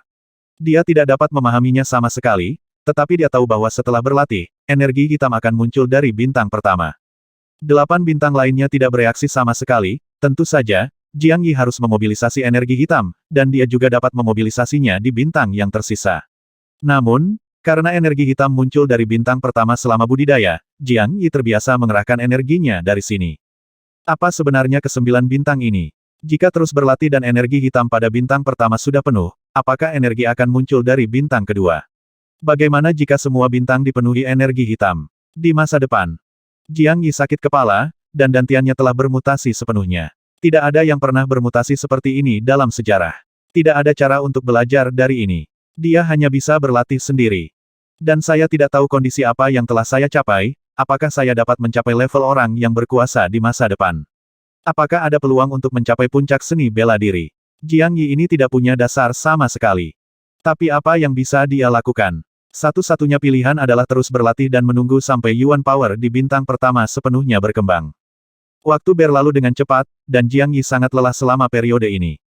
Setelah tinggal di kamar selama 2 hari 1 malam, dia mendapatkan tidur yang nyenyak, yang menenangkan hatinya yang tegang dan sangat meringankan tekanan mentalnya. Malam berikutnya, ketika Qian Kun tiba, Jiang Yi mendengar langkah kaki di luar dan menjadi sedikit terkejut. Karena kali ini bukan 1 orang, melainkan 3 orang. Qian Kun telah mengantarkan makanan sendiri selama 2 hari terakhir, jadi mengapa dia membawa orang luar ke sini sekarang? Jiang Yi diam-diam memperingatkan. Setelah Qian Kun masuk, dia melirik kedua orang di belakangnya dan segera merasa seperti mereka sedang menghadapi musuh yang tangguh. Api Lingzu segera menyala, dan aura pembunuh keluar dari tubuhnya. Jiang Yi belum pernah melihat 2 orang ini sebelumnya, dan mereka berada di gerakan abadi tingkat ke-7 atau ke-8. Tuan Yi, jangan lakukan itu. Dengarkan penjelasan saya. Qian Kun ketakutan. Dia segera mengeluarkan tanda dan selembar kertas surat dari tangannya, mengangkatnya dengan kedua tangan dan berkata, Tuan Yi, ini adalah tanda tangan dari Patriark Muda, dan token. Kedua orang ini pasti tidak memiliki niat buruk terhadap Anda. Hah? Jiang Yi menahan keinginan untuk melepaskan api bumi, tetapi berpikir bahwa jika itu adalah musuh, itu akan terjadi, tidak mungkin mengirim hanya 2 prajurit tingkat 7 dan 8. Jika keberadaannya bocor, sudah ada semua prajurit Fugue yang kuat di dekatnya. Setelah melihat sekilas token itu, ternyata itu memang milik Qian Waguan, Jiang Yi mengangguk, mengambil surat itu dan melihatnya, ekspresi keterkejutan di matanya menjadi semakin kuat. Dia memandang kedua Master Fugue dan berkata dengan suara yang dalam, apakah Anda dari dinasti Qinglong? Surat itu memang ditulis oleh Qian Wan Kuan sendiri. Jiang Yi telah melihat tulisan tangannya. Kuat dan kuat, dan tulisannya kuat, seperti ular orang biasa sulit untuk ditiru, dan Qian Kun membawanya secara pribadi, sehingga semakin tidak mungkin membuat kesalahan. Arti surat Qian Waguan sangat sederhana, orang-orang dari dinasti Qinglong menemukannya dan meminta orang-orangnya untuk membantu menemukan Jiang Yi. Meskipun Qian Waguan tidak mengatakan apapun dalam surat itu, dia juga diam-diam menyatakan bahwa itu adalah hal yang baik, tetapi Jiang Yi diminta untuk berhati-hati agar tidak dimanfaatkan, dan memutuskan sendiri detailnya. Hoa! Hoa! Kedua prajurit Fugue yang kuat itu benar-benar menjentikkan lengan baju mereka, berlutut dengan satu kaki, dan berteriak dengan hormat Ling Qiang, Ling Jian, temui inspektur. Inspektur, Jiang Yi dan Qian Kun keduanya tampak terkejut, apa yang dilakukan orang-orang dinasti Qinglong. Kapan Jiang Yi menjadi inspektur? Memikirkan petunjuk dalam surat Qian Waguan, Jiang Yi segera berteriak apakah kalian berdua memuja orang yang salah. Jiang bukan inspektur dinasti kalian. Kedua prajurit Fugue ini terlihat sangat muda. Mengenakan jubah brokat yang indah, mereka tampak seperti saudara. Keduanya berkumis. Ling Qiang, yang tampak lebih tua, menangkupkan tangannya dan berkata Tuan Jiang, saya adalah kapten dinasti kekaisaran yang ditempatkan di Daxia. Beberapa hari yang lalu setelah menerima pesan dari dinasti, Putri Lingsui telah membuat keputusan untuk menganugerahkanmu gelar utusan patroli untuk berpatroli di dunia atas nama Kaisar. Ling Jian, ahli Fugue lainnya, dengan cepat mengeluarkan gulungan emas dari tangannya, dan sebuah tanda dan segel naga emas, dia meletakkan tangannya di depannya dengan hormat dan berkata Tuan Jiang, ini adalah dekretnya, dan ada juga segel tandanya, terimalah. Putri Lingsui, sosok cantik muncul di benak Jiang Yi, apa artinya putri cantik yang memupuk jiwanya ini ingin melakukannya? Beri dia posisi resmi tanpa menanyakan apa yang diinginkannya. Dan sepertinya dia memiliki jabatan resmi yang sangat tinggi, mampu berpatroli di dunia atas nama Kaisar. Jiang Yi tidak pergi untuk mengambil tanda dan segel dekret, tetapi ragu-ragu, memikirkan niat Putri Lingsui. Ling Qiang Ling Jian menjadi sedikit cemas ketika dia melihat Jiang Yi tidak berbicara dan tidak mengambil segel dekret. Ling Qiang mengalihkan pandangannya dan berkata Tuan Jiang, Yang Mulia berkata, Anda tidak perlu melakukan apapun untuk dinasti, dan dinasti tidak akan melakukan apapun. Keputusan tersebut mengharuskan Anda melakukan sesuatu, tetapi Anda memiliki kekuatan untuk memobilisasi semua pejabat dinasti Xia besar untuk melakukan apapun. Hah? Seperti itu hal yang baik. Jiang Yi mengangkat alisnya, sedikit terkejut. Dia tidak perlu memikul tanggung jawab atau melakukan apapun, tidak perlu mendengarkan Zhao. Bisakah satu pihak memperoleh keuntungan tak terbatas dari dinasti tersebut? Apakah ini pertunjukan dinasti Qinglong? Putri Lingsui tidak segan-segan mengeluarkan harga sebesar itu untuk memenangkannya. Kalian harus bangun dulu, tunggu. Sebentar, biarkan aku memikirkannya. Jiang Yi mengedipkan mata pada Qian Kun, dan keduanya memasuki sebuah ruangan. Setelah Qian Kun membuka larangan kamar, Jiang Yi segera bertanya inspektur jenis apa resmikan. Qian Kun merenung sejenak dan menjelaskan pangkat adalah peringkat pertama. Menurut pangkat, raja dari semua negara harus memberi hormat ketika mereka melihat inspektur. Tapi sekarang dinasti Qinglong ada hanya namanya, Anda harus tahu sesuatu tentang itu, Tuan Yi. Bahkan jika Putri Lingsui datang ke negara bawahan, saya khawatir raja tidak akan memperhatikannya, dan paling banyak dia akan mengirim seorang pangeran atau putri untuk menghibur dia. Oleh karena itu, patroli membuat posisi resmi ini sangat memalukan. Secara nama, dia dapat berpatroli di dunia atas nama Kaisar. Jika negara bawahan mengabaikannya, tidak ada sama sekali. Tidak ada sama sekali. Jiang Yi agak mengerti, memikirkan apa yang dikatakan Ling Qiang barusan, bahwa dia dapat memobilisasi pejabat dinasti manapun di Daxia. Rasanya lebih konyol lagi. Saya khawatir jika Ling Qiang, Ling Jian dan yang lainnya sampai pada saat kritis, mereka tidak hanya tidak akan memblokir pedangnya, tetapi mereka juga akan melarikan diri. Rencana yang luar biasa. Jiang Yi memikirkannya dan dengan cepat memahami rencana Putri Lingsui. Beri dia gelar, biarkan dia menimbulkan masalah di negara-negara bawahan, melemahkan kekuatan nasional dan pengaruh negara-negara bawahan, dan membantu dinasti Qinglong mendapatkan muka. Saya juga ingin merangsang negara bawahan dan melihat reaksi mereka. Saya tidak tahan lagi, jadi saya jual saja dia. Keputusan ini diberikan oleh sang putri, bukan kaisar. Tuan Yi, ada beberapa hal yang saya tidak tahu apakah harus mengatakannya atau tidak. Qian Kun berpikir sejenak dan berkata, dia mengerutkan kening dan berbicara. Jiang Yi melambaikan tangannya dan berkata dengan acuh tak acuh katakan padaku, apakah kita masih harus mengucapkan kata-kata sopan ini di antara kita? Aku tidak percaya padamu, akankah aku tinggal bersamamu? Ya, Qian Kun mengangguk dan berkata dengan sungguh-sungguh Tuan Muda Yi, saya rasa kita tidak dapat memiliki inspektur ini. Dinasti Qinglong memperlakukan Anda sebagai penombak. Jika tidak, Anda akan membuat marah 6 negara bawahan, dan dinasti Qinglong akan meninggalkan Anda tanpa ampun. Saat itu, semua orang di dunia akan jika kamu terlalu besar, kamu benar-benar tidak punya tempat tinggal. Haha, Jiang Yi menepuk bahu Qian Kun dan berkata sambil tersenyum, saya mengerti semua yang Anda katakan, tapi, pemeriksaan ini membuatku yakin. Tersinggung. 6 negara bawahan. Bagaimanapun, dia telah menyinggung 2 orang sekarang, dan baik kerajaan Shenwu maupun kerajaan Daxia tidak akan mentolerirnya. Lalu bagaimana jika hal itu menyinggung 4 negara lainnya? Dia sudah menjadi pengkhianat dan telah menyebabkan kekacauan di kerajaan Shenwu dan kerajaan Xia besar. Lalu bagaimana jika kekacauan menjadi lebih besar? Dinasti Qinglong ingin memanfaatkannya, jadi mengapa dia tidak bisa menggunakan dinasti Qinglong?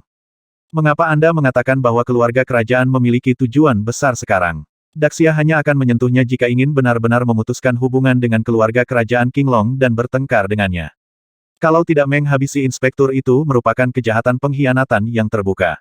Kekuatan nasional Daxia lemah. Mereka tidak berani menyinggung kerajaan Shenwu, dan mereka tidak berani menyinggung dinasti Qinglong. Lalu mereka tidak berani menghabisi Jiang Yi. Jadi Jiang Yi segera keluar, mengambil surat wasiat itu, melihatnya sekilas, menundukkan tangannya ke langit dengan kepuasan, dan berkata dengan air mata, terima kasih banyak atas kehormatan Istana Kekaisaran. Jiang Yi pasti akan bekerja keras dan mati. Baiklah, Ling Qiang dan Ling Qiangjian tertegun dan segera menjadi sangat gembira. Putri Ling Sui telah mengatakan kepadanya bahwa dia harus melakukan segala kemungkinan untuk memenangkan Jiang Yi, tidak peduli apa kondisinya. Dia tidak melakukannya, saya tidak berharap Jiang Yi menerima pesanan itu dengan mudah. Keduanya saling memandang, berlutut lagi dan berkata bergabunglah dengan Inspektur Jiang. Jiang Yi menjabat sebagai pejabat baru, tetapi dia tidak takut dengan panggung. Dia melambaikan tangannya dengan tenang dan berkata dapatkan naik, kalian berdua. Kalian senior dan kalian jauh lebih kuat dari Jiang. Saya harap Anda bisa memberi saya lebih banyak nasihat di masa depan. Saya tidak berani, saya tidak berani. Mereka berdua berbicara dengan tergesa-gesa. Ling Qiang mengalihkan pandangannya dan bertanya, Tuanku, kerajaan Xia besar sedang mencari Anda sekarang, bagaimana dengan bawahan saya?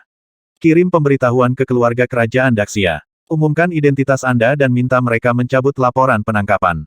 Bisakah ditarik? Mata Jiang Yi berbinar. Dicari selalu tidak nyaman, seperti tikus menyeberang jalan. Jika Anda tidak bisa berjalan di dunia secara terbuka, tidak ada yang mau hidup dalam kegelapan sepanjang hidup Anda.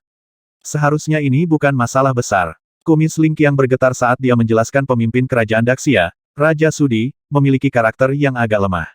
20 tahun yang lalu, ayahmu setelah Jiang Bili menghancurkan ratusan dari ribuan pasukan, dia telah benar-benar kehilangan energinya. Jika kata-katanya lebih intens, dia seharusnya tidak berani menghadapi Istana Kekaisaran secara terbuka, setidaknya dia tidak akan berani menangkap inspektur secara terbuka. Hal baiknya adalah, seperti yang diharapkan Jiang Yi, dan itu juga dikonfirmasi. Putri Ling Sui benar-benar ingin membiarkan dia, pembuat onar ini, menjungkir balikan kerajaan Daxia dan kerajaan Shenwu. Jika Anda ingin bermain, maka mainkan lebih besar. Jiang Yi terdiam beberapa saat, lalu tertawa cepat, memandang Ling Qiang dan berkata Kapten Ling, ambil seragam resmiku, dan gerakkan pasukan besar untuk bersiaga di luar kota Longyuan. Jangan memiliki terlalu banyak elit. Sebagai asalkan bagus, kita juga perlu menyiapkan beberapa penjaga upacara dan membuat keributan lebih keras. Ini, Ling Qiang dan Ling Jian sedikit bingung, tidak tahu apa yang akan dilakukan Jiang Yi. Namun, sejak Jiang Yichai menjadi inspektur, tidak mungkin dia langsung melanggar perintahnya, bukan? Ling Qiang memberitahu Ling Jian beberapa patah kata, dan Ling Jian turun untuk membuat pengaturan. Ling Qiang kemudian bertanya dengan curiga Inspektur Jiang, apa yang akan kamu lakukan? Tidak ada. Jiang Yi menyeringai dan berkata, kerajaan Shenwu bukankah pangeran akan menikahi putri Daxia? Ini adalah peristiwa yang sangat membahagiakan sehingga saya, Inspektur, tentu saja akan pergi untuk memberi selamat kepada Anda. Saya akan memimpin tim langsung ke Xia Yucheng. Baiklah. Ling Qiang dan Qian Kun saling memandang, matanya menyipit, Jiang Yi, bintang jahat, pergi ke Xia Yucheng. Dia takut Xia Yucheng akan mendapat masalah lagi dan dunia akan terbalik. Xia Yucheng sangat meriah sebagai kota kerajaan Daxia, kota ini cukup besar dan cukup makmur. Xia Yucheng menjadi semakin meriah karena kedatangan Yang Mulia Putra Mahkota Kerajaan Shenwu dan para pejabat pernikahan. Kerajaan Shenwu adalah yang paling kuat di antara 6 negara bawahan utama, dan juga merupakan satu-satunya negara besar dengan 2 pembangkit tenaga listrik alam Fajra. 20 tahun yang lalu, pertempuran Jiang Bieji di Lembah Jiwa Patah menghancurkan ratusan ribu pasukan Daxia dan membuat penduduk Daxia terus-menerus panik. Tidak ada yang tahu kapan pasukan kerajaan Shenwu akan pergi ke selatan, menghancurkan kerajaan Xia besar, dan mengubah penduduk kerajaan Xia besar menjadi budak yang ditaklukkan. Pernikahan antara Xia Wuhui dan Sur Woksue memberi masyarakat Daxia kepastian yang kuat. Meskipun Su Ruoxue selalu menjadi dewi di hati anak muda Daxia, berpikir bahwa setelah pernikahan antara kedua negara, Daxia tidak perlu lagi khawatir akan kehancuran, masyarakat Daxia merasa jauh lebih nyaman. Oleh karena itu, masyarakat dan pejabat kerajaan Daxia menyambut kedatangan Xiao Wuhui dengan sangat hangat, meski belum lama ini, Xiao Wuhui dicegat dan dibunuh beberapa kali oleh pengkhianat dari kerajaan Shenwu, dan akhirnya melarikan diri ke kota Xiaoyu seperti seekor guguk, tapi itu tetap tidak mempengaruhi rasa hormat dan cinta semua orang terhadap Xiao Wuhui. Lagi pula, dia adalah pangeran kerajaan Shenwu. Para pejabat kerajaan Daxia juga sepertinya telah melupakan hal-hal tidak menyenangkan itu, dan bertindak seolah-olah tidak terjadi apa-apa. Xiao Wuhui disambut dengan hangat di kota dan ditempatkan di halaman kerajaan, pejabat yang tak terhitung jumlahnya datang untuk menyambutnya dan membawa kebaikan kerajaan Xia besar.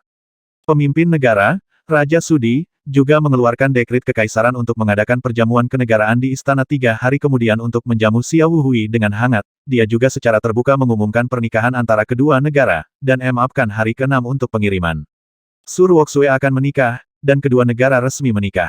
Su Diguo memimpin pasukannya keluar kota Xiaoyu, dan Kam Shenwu mengikuti dan ditempatkan di luar kota.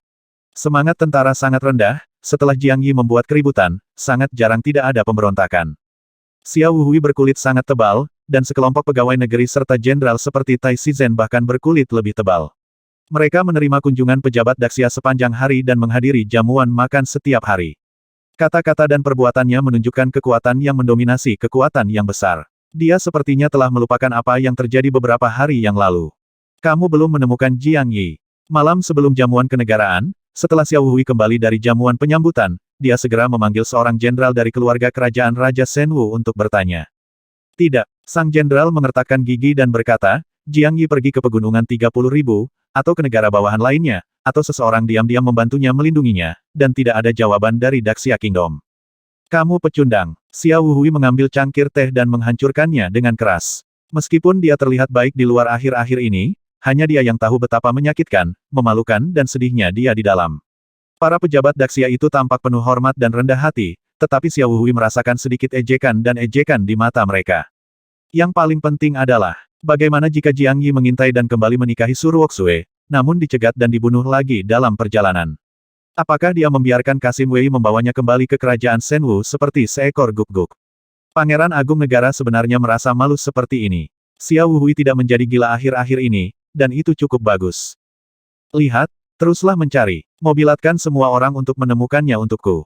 Xiao Wuhui marah. Dengan raungan, sang jenderal menjawab dan bersiap untuk turun. Tiba-tiba dia teringat sesuatu dan berkata ngomong-ngomong, Yang Mulia, keluarga kerajaan Qinglong dikatakan telah memberikan semacam inspektur.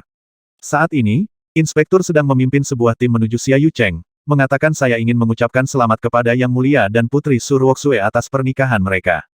Inspektur, omong kosong apa? Bagaimana mungkin Xiao Wuhui berminat mendengarkan ini? Keluarga kerajaan Qinglong bukanlah apa-apa di matanya. Bahkan jika para pangeran dan putri datang, dia tidak peduli. Dia melambaikan tangannya dan berkata, jangan khawatir. Pergi cari Jiang Yi. Jika kamu tidak bisa temukan dia, kamu tidak perlu kembali menemuiku. Inspektur, di istana Raja Daxia, Raja Sudi, yang mengenakan jubah naga, berada di tinggi sedang, dan wajahnya jelas terlalu pucat karena alkohol. Setelah menerima laporan dari bawahannya, matanya dipenuhi dengan keterkejutan dan kecurigaan. Dia melirik seorang Kasim tua di sebelahnya dan bertanya dari mana datangnya inspektur itu. Kekacauan macam apa? Mengapa Anda tidak melaporkannya lebih awal? Dan mengapa tidak ada informasi tentang inspektur ini? Kasim. Tua itu punya ekspresi menyanjung di wajahnya, membungkuk sedikit dan melaporkan Yang Mulia, inspektur ini telah muncul dalam 2 hari terakhir. Hari ini, Letnan Lingdu mengirim seseorang untuk mengirim surat salam resmi. Adapun siapa inspektur ini? Bawahan saya tidak tahu. Karena dia berada di dalam kereta dan tidak pernah muncul, Kapten Ling mengatakan bahwa ini adalah inspektur dinasti yang baru diangkat dan akan segera mengumumkannya kepada dunia.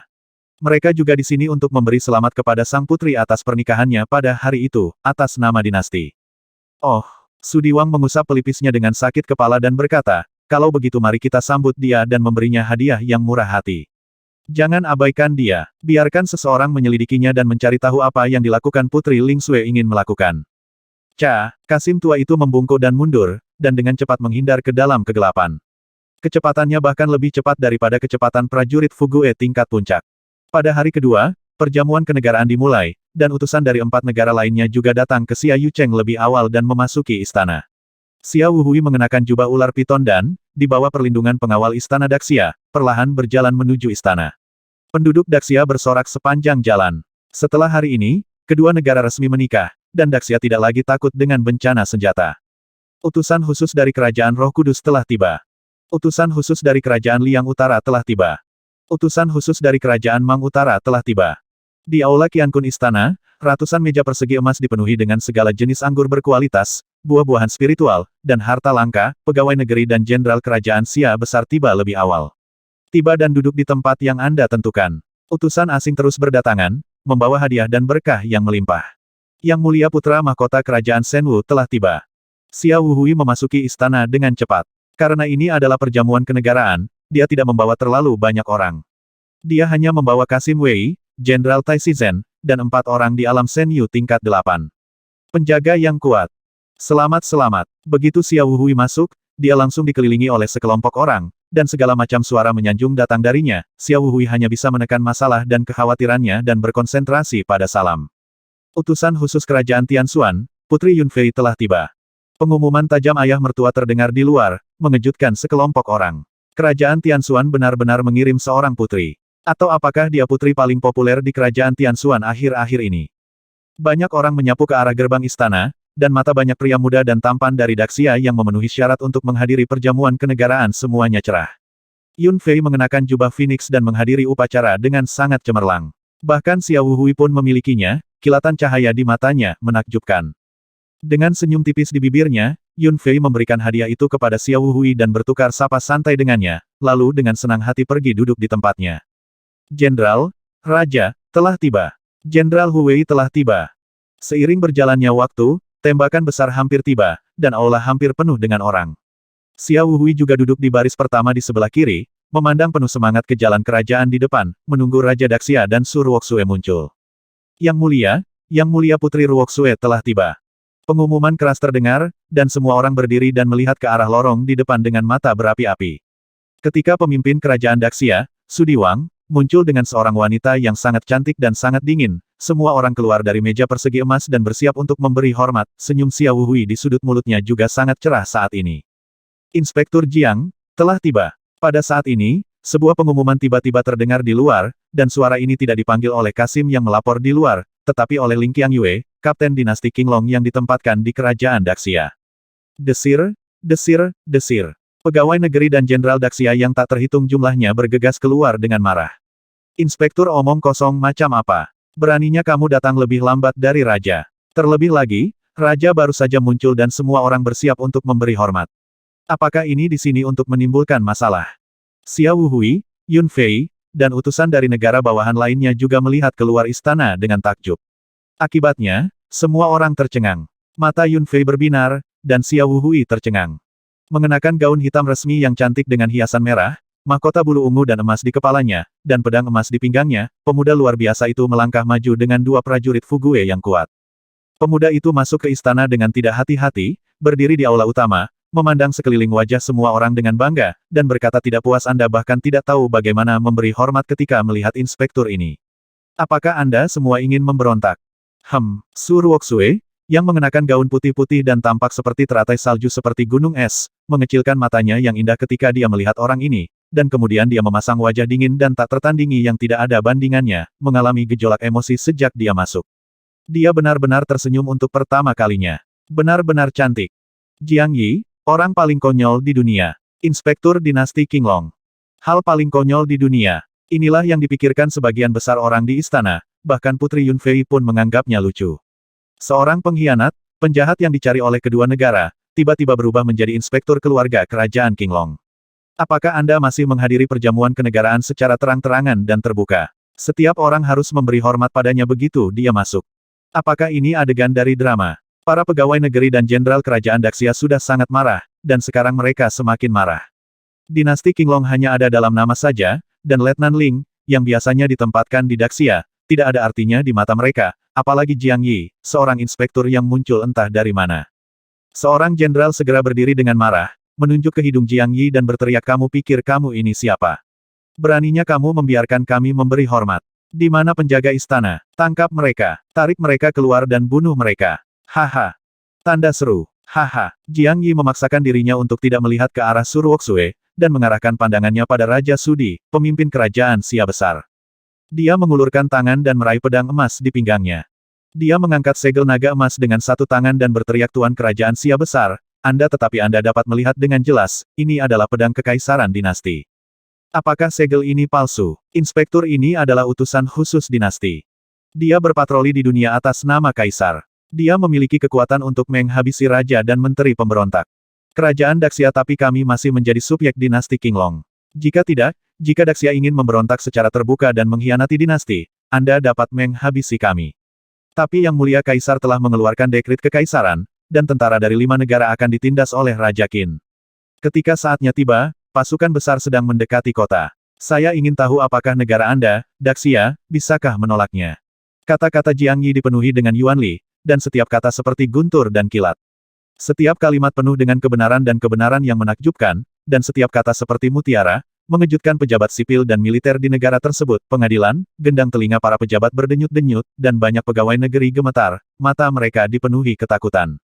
Ini, Raja Sudi awalnya pengecut dan tidak kompeten, dengan karakter yang lemah. Ketajaman hatinya telah tumpul oleh kecanduan alkohol dan seks selama bertahun-tahun. Wajahnya segera berubah setelah takut dengan ancaman Jiang Yi. Dia tidak segan-segan menjual putrinya untuk dinikahi, bukankah karena dia takut akan balas dendam kerajaan Shenwu dan kehancuran negaranya. Sekarang saya mendengar Jiang Yi berbicara tentang serangan gabungan oleh tentara 5 negara. Dia panik dan buru-buru mengambil 2 langkah ke depan dan berkata dengan keras, Inspektur, tolong jangan salah paham. Musuh Raja Su tidak pernah mengkhianati dinasti. Daxia selalu menjadi pengikut paling setia dinasti. Bagaimana dia bisa melakukan hal seperti itu? Tindakan keji. Apa yang terjadi? Kesalahpahaman? Hanya kesalahpahaman. Yah, Yun Fei, utusan khusus dari negara lain, dan bahkan pejabat dari kerajaan Daxia semuanya bergumam pelan. Jejak ejekan dan ejekan melintas di mata Yun Fei dan yang lainnya, dan jejak kekecewaan melintas di mata beberapa pejabat Daxia dinasti memang memiliki kebenaran yang besar di wajahnya. Setidaknya tidak ada negara pangeran yang berani terang-terangan memberontak, tetapi ke-6 negara pangeran utama telah merdeka selama bertahun-tahun, kekuasaan dinasti hanya ada dalam nama, dan keagungan dinasti telah lama hilang. Siapakah di antara penduduk 6 kerajaan yang akan mengakui dinasti Qinglong sekarang? Negara bawahan manakah yang telah dihancurkan dinasti ini dalam 10.000 tahun terakhir? Mundur 10.000 langkah. Meskipun Daxia lemah, takut pada dinasti kekaisaran, dan tidak berani menyinggung keluarga kerajaan Qinglong, Anda adalah pemimpin negara besar, bukan? Bagaimana Anda bisa takut pada inspektur kecil? Bahkan jika mereka tidak berani menghabisi Jiang Yi dan mengusirnya, apakah dinasti tersebut benar-benar akan mengeluarkan perintah kepada 5 negara lainnya untuk mengirim pasukan? Oke, kalaupun keputusannya dikeluarkan, apakah 5 negara lainnya benar-benar akan mengirimkan pasukan? Mengapa 6 negara bawahan dapat bertahan selama ribuan tahun? Mengapa tidak ada negara yang mendominasi dunia? Bukankah itu hanya karena mereka saling menahan diri? Mengapa dinasti tersebut gagal bangkit kembali selama ribuan tahun? Mengapa gagal merebut kembali wilayah tersebut? Bukankah 6 negara sedang menahan diri? Siapa yang tak paham dengan arti bibir sekarat dan gigi dingin? Kali ini kerajaan Xia besar dihancurkan, apakah selanjutnya akan menjadi giliran kerajaan Tianxuan dan kerajaan Roh Kudus? Setelah Raja Sudi selesai berbicara, dia juga menyadari bahwa dia tampaknya bertindak terlalu kurang mendominasi dibandingkan raja. Dia terbatuk sedikit karena malu dan hendak mengucapkan beberapa patah kata untuk memuluskan segalanya. Tanpa diduga, pedang emas di tangan Jiang Yi tiba-tiba keluar dari tubuhnya. Pedang menunjuk ke arahnya dan mulai menghinanya. Jenderalnya berteriak dengan nada arogan, Tuan Su, karena Anda tidak memiliki niat memberontak, mengapa pengkhianat ini berani menghina saya? Dan dia juga ingin untuk menghabisi inspektur saya. Pengkhianat seperti itu sebenarnya adalah Jenderal Daxia. Orang paling konyol di dunia, Tuan Su, haruskah saya membantu Anda menghabisi pengkhianat ini, atau haruskah Anda melakukannya sendiri? Wow! Istana, itu dalam keributan seolah-olah itu adalah pot yang meledak. Apa yang dimaksud dengan tidak masuk akal? Apa itu kesombongan? Apa itu kesombongan? Hari ini mereka mendapat pelajaran nyata. Pengkhianat Jiang Yi diburu oleh kerajaan Shenwu Daxia kemarin, tapi hari ini Yao Shen tiba-tiba menjadi inspektur dinasti Qinglong. Dia berani bergegas ke istana bersama 2 orang dengan sikap tegak. Istana Xia ingin menghabisi Jenderal Grid Xia saat ini. Ekspresi Ling Qiang dan Ling Jian juga berubah seketika, dan kaki Ling Jian menjadi lemah dan dia hampir jatuh ke tanah. Bukankah pemuda ini terlalu galak? Apa dia benar-benar mengira tidak ada seorang pun yang tersisa di Daxia? Karena membuat mereka cemas, mereka bertiga mungkin harus dibawa keluar. Ini, Bibir tipis pemimpin kerajaan Daxia bergerak, dan dia sedikit bingung. Dia melihat ke arah Jenderal Wang Suenguo, dan Su Dongxiang, pegawai negeri sipil pertama di Daxia. Wajah Sudigo sangat muram. Anak ini Jiang Yi telah mempermalukannya hari itu. Melihat Sudigo tidak berdaya saat ini, dia secara alami akan melangkah maju. Jenderal ini berasal dari faksinya. Dia mengambil langkah maju, menekan niat menghabisi di dalam hatinya, dan berkata kepada Jiang Yi, Inspektur Jiang, karena ini adalah kesalahpahaman, lupakan saja. Jika Anda tidak memberi saya muka untuk beberapa hal, Anda harus melakukannya berikan kepada Raja. Wajah kecil, kan? Wajah diberikan satu sama lain. Jiang Yi mencibir, masih tidak menunjukkan niat untuk berkompromi. Sebaliknya, dia mengangkat alisnya dan berkata dengan acuh tak acuh, Anda juga memanggil saya Inspektur Jiang. Dalam hal pangkat, kamu jauh lebih rendah dariku, kan? Kamu tidak tahu bagaimana memanggilku Tuan Jiang. Kamu, aura pembunuh Sudigo tercurah, dan dia hampir mengamuk dan menamparkan Jiang Yi sampai mati. Jiang Yi telah terlalu sering menindas orang lain. Melihat tempo konflik, Raja musuh Su segera tersenyum dan berkata, baiklah, Inspektur Jiang, mohon jangan marah. Jenderal Wang, mohon mundur. Ini karena ini adalah kesalahpahaman, Inspektur Jiang akan memberikannya padaku. Bagaimana kalau kamu menyelamatkan mukamu? Jiang Yi tetap diam dan tidak berbicara, dan suasana tiba-tiba menjadi canggung. Orang-orang kuat dari kerajaan Xia besar dipenuhi dengan aura pembunuh, dan kemungkinan besar mereka tidak akan mampu menekan mereka di detik berikutnya dan bergegas menghabisi Jiang Yi dan yang lainnya. Pakaian di punggung Ling Qiang dan Ling Jian keduanya basah oleh keringat, tetapi mereka secara alami tidak berani berbicara dalam situasi ini dan hanya bisa menatap Jiang Yi dengan penuh kerinduan. Artinya sangat jelas, biarkan saja jika mendapat keuntungan. Jika mereka terus bermain seperti ini, hati mereka mungkin tidak akan sanggup menahannya. Inspektur Jiang, pada saat ini, Su Ruoxue, yang telah diam sepanjang waktu, tiba-tiba berbicara, dia memanggil setelah mengeluarkan suara, dia menatap Jiang Yi dengan ringan dan mencibir, Tuan Inspektur, Anda begitu agung dan agung. Anda bahkan tidak memberikan wajah ayah saya. Mengapa tidak? Apakah kamu tidak menghabisi ayahku dan aku? Benar. Wajah tanpa ekspresi Jiang Yi akhirnya berubah. Senyuman masam muncul di matanya, dan sudut mulutnya dengan cepat melengkung. Dia berkata sambil tersenyum, di dalam menghadapi semua orang di dunia, Inspektur ini Anda tidak harus memberikannya kepada saya. Namun, saya pasti akan memberikannya kepada Putri Ruoxue dan wajah Putri Su. Biarkan masalah ini berlalu. Tuan Su, menang tidakkah kamu memberiku tempat untuk duduk? Hah? Jiang Yi santai, dan banyak orang di seluruh aula menghela nafas lega, Ling Qiang dan Ling Jian juga merasa lega. Wajah pemimpin kerajaan Xia besar juga memiliki senyuman di wajahnya, jika Jiang Yi terus berada dalam kebuntuan, dan jika para jenderal kerajaan Xia besar tidak dapat menekannya, konflik akan menghabisi ketiganya, mereka, dinasti Qinglong akan sangat marah. Bagaimanapun, Jiang Yi adalah orang yang baru saja mereka berikan utusan inspeksi Feng terbunuh di Istana Raja Xia Agung. Dinasti Qinglong pasti akan mencoba yang terbaik untuk mendapatkan kembali wajahnya. Jika itu adalah negara bawahan lainnya, itu akan baik-baik saja. Poin kuncinya adalah kekuatan nasional Daxia terlalu lemah. Tidak ada yang mampu menyinggung kekuatan apapun saat ini. Kemarilah, beri aku tempat duduk. Su Raja musuh segera melambaikan lengan bajunya dan berteriak. Saya melihat ada yang tidak beres di pintu keluar. Inspektur lebih tinggi darinya dalam hal pangkat. Di mana dia harus duduk? Jika mereka ditempatkan di barisan depan, di mana Sudigo dan Xiao Hui akan duduk? Apakah kursinya bisa dipindahkan ke baris kedua? Ya, Raja Sudi dengan cepat mengalihkan pandangannya, menunjuk ke teras Xi Jin dan Jiang Yi di atas dan berkata, Inspektur Jiang, silakan naik dan duduk bersama saya. Wow, seluruh tempat menjadi gempar, sekali lagi, teras ungu emas sangat panjang, cukup untuk menampung 5 atau 6 orang, tidak masalah bagi Raja Sudi, Su Ruoxue dan Jiang Yi untuk duduk berdampingan. Masalahnya adalah begitu Jiang Yi duduk di atasnya, statusnya menjadi sangat terhormat, betapa terhormatnya duduk bersama Raja. Siapa Jiang Yi? Bisakah dia berada di level yang sama dengan Raja? Xiao Hui sangat marah hingga ingin memarahi ibunya, dan Sudigo terus menggelengkan kepalanya dan menghela nafas. Karakter Raja Sudi terlalu lemah, dan temperamennya jelas tidak cocok untuk menjadi pemimpin negara. Daxia akan menjadi lebih lemah dan lebih lemah di bawah komandonya, dan akhirnya mungkin itu akan dihancurkan oleh negara lain atau dinasti Qinglong.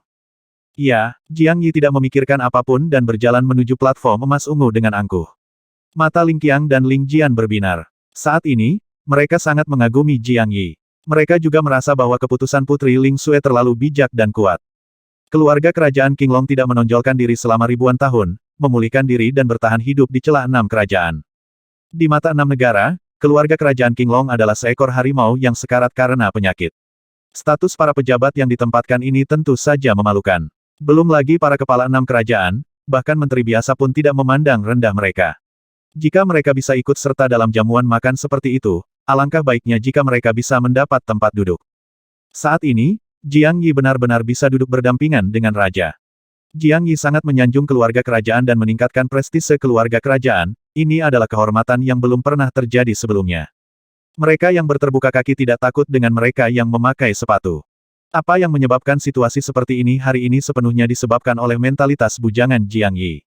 Dia sama sekali tidak mengira bahwa dia adalah anggota dinasti Qinglong, dinasti tersebut ingin mengambil keuntungan darinya, jadi dia juga menggunakan kekuatan dinasti dan kebenaran dinasti untuk bertindak seperti orang menyebalkan.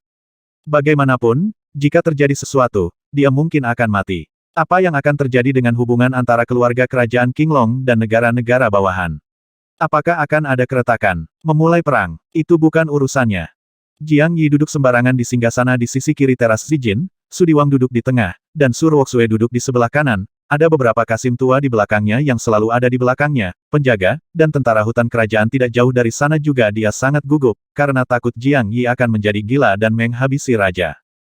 Kalian, silakan mundur. Su Ruoxue melihat kasim tua di belakangnya tampak seperti mereka menghadapi musuh yang tangguh, dan melambaikan tangan mereka dengan perasaan tidak puas. Satu-satunya suara di antara penonton adalah dia paling tidak takut pada Jiang Yi yang main-main, dan dia juga tahu bahwa selama dia ada di sana, Jiang Yi tidak akan pernah bergerak. Jiang Yi duduk dengan tenang, menatap lurus ke depan, dengan tatapan yang tidak manusiawi. Dia tidak melihat ke arah Su Ruoxue, karena dia takut jika dia melihatnya beberapa kali lagi, dia tidak akan bisa menahan diri untuk tidak merebutnya. Pernikahan besar Xiao Hui dari Su Ruoxue tidak bisa dihindari, apalagi keluarga kerajaan Qinglong pun tidak bisa menghentikannya, lagi pula ini terkait dengan wajah kedua negara. Tentu saja, yang paling penting adalah Su Ruoxue berkompromi, demi kerajaan Xia besar, dan demi ayah, ratu dan ibunya, serta keluarga kerajaan. Jiang Yi secara alami akan melakukan sesuatu secara acak, dan dia memilih untuk menghormati keputusannya. Perjamuan kenegaraan segera dimulai, namun dengan kehadiran Jiang Yi, suasana perjamuan kenegaraan menjadi sedikit canggung, meski banyak pegawai negeri berkulit tebal mencoba menyesuaikan suasana, Xiao Hui, Jiang Yi dan lainnya dari negara musuh tetap menjaga wajah mereka suram. Ada apa dengan suasana ini? Sesuaikan. Para pelayan istana masuk, dan aliran anggur serta makanan lezat disajikan kepada mereka, para penari menari di bawah, dan pemain biola memainkan musik yang indah. Awalnya merupakan perjamuan yang menyenangkan dan nyaman, namun kini banyak orang merasa hari-hari mereka seperti bertahun-tahun, bahkan Raja Suen merasa seperti sedang duduk di atas bantalan dan sangat tidak nyaman.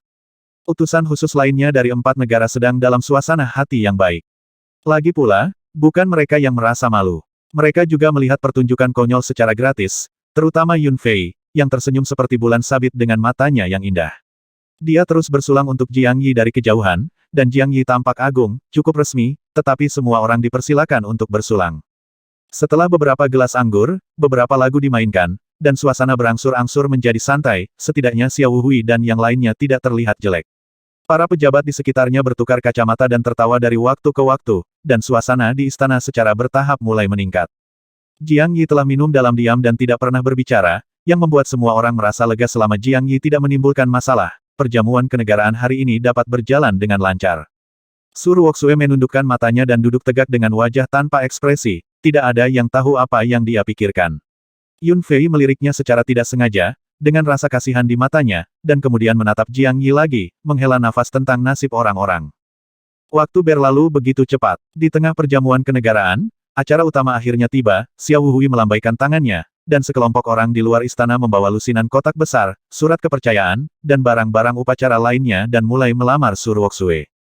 Hadiah pertunangan Xiao Hui dirampok oleh Jiang Yi. Hadiah pertunangan ini disiapkan oleh orang-orang dari kerajaan Shenwu dalam beberapa hari terakhir dan dikirim langsung melalui susunan teleportasi. Pada saat ini, Xiao Hui juga berdiri.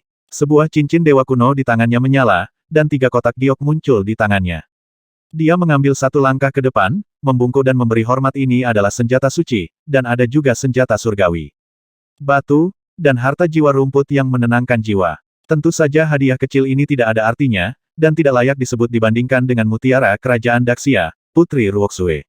Hadiah ini mewakili ketulusan dari kerajaan Shenwu dan Wu Hui. Mohon Tuan Su menikahkan Putri Ruoxue denganku, dan aku akan melindunginya selama sisa hidupnya tanpa penyesalan, dan meningkatkan persahabatan antara kedua negara selama ribuan tahun.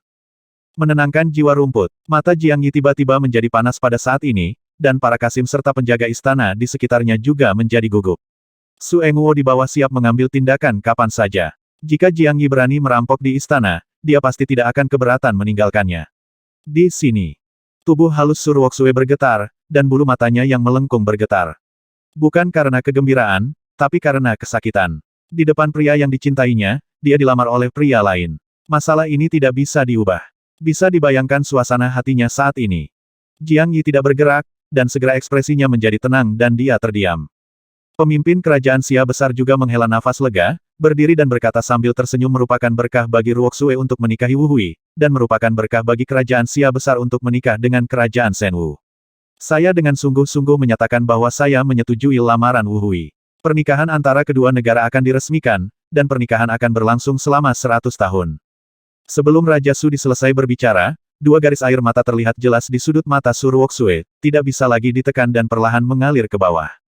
Pembuluh darah muncul di wajah Jiang Yi, wajahnya suram dan menakutkan, dan ada sedikit energi jahat keluar dari tubuhnya, seperti binatang raksasa yang siap memilih orang untuk dimakan.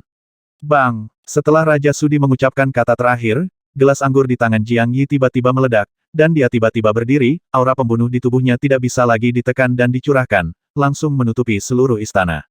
250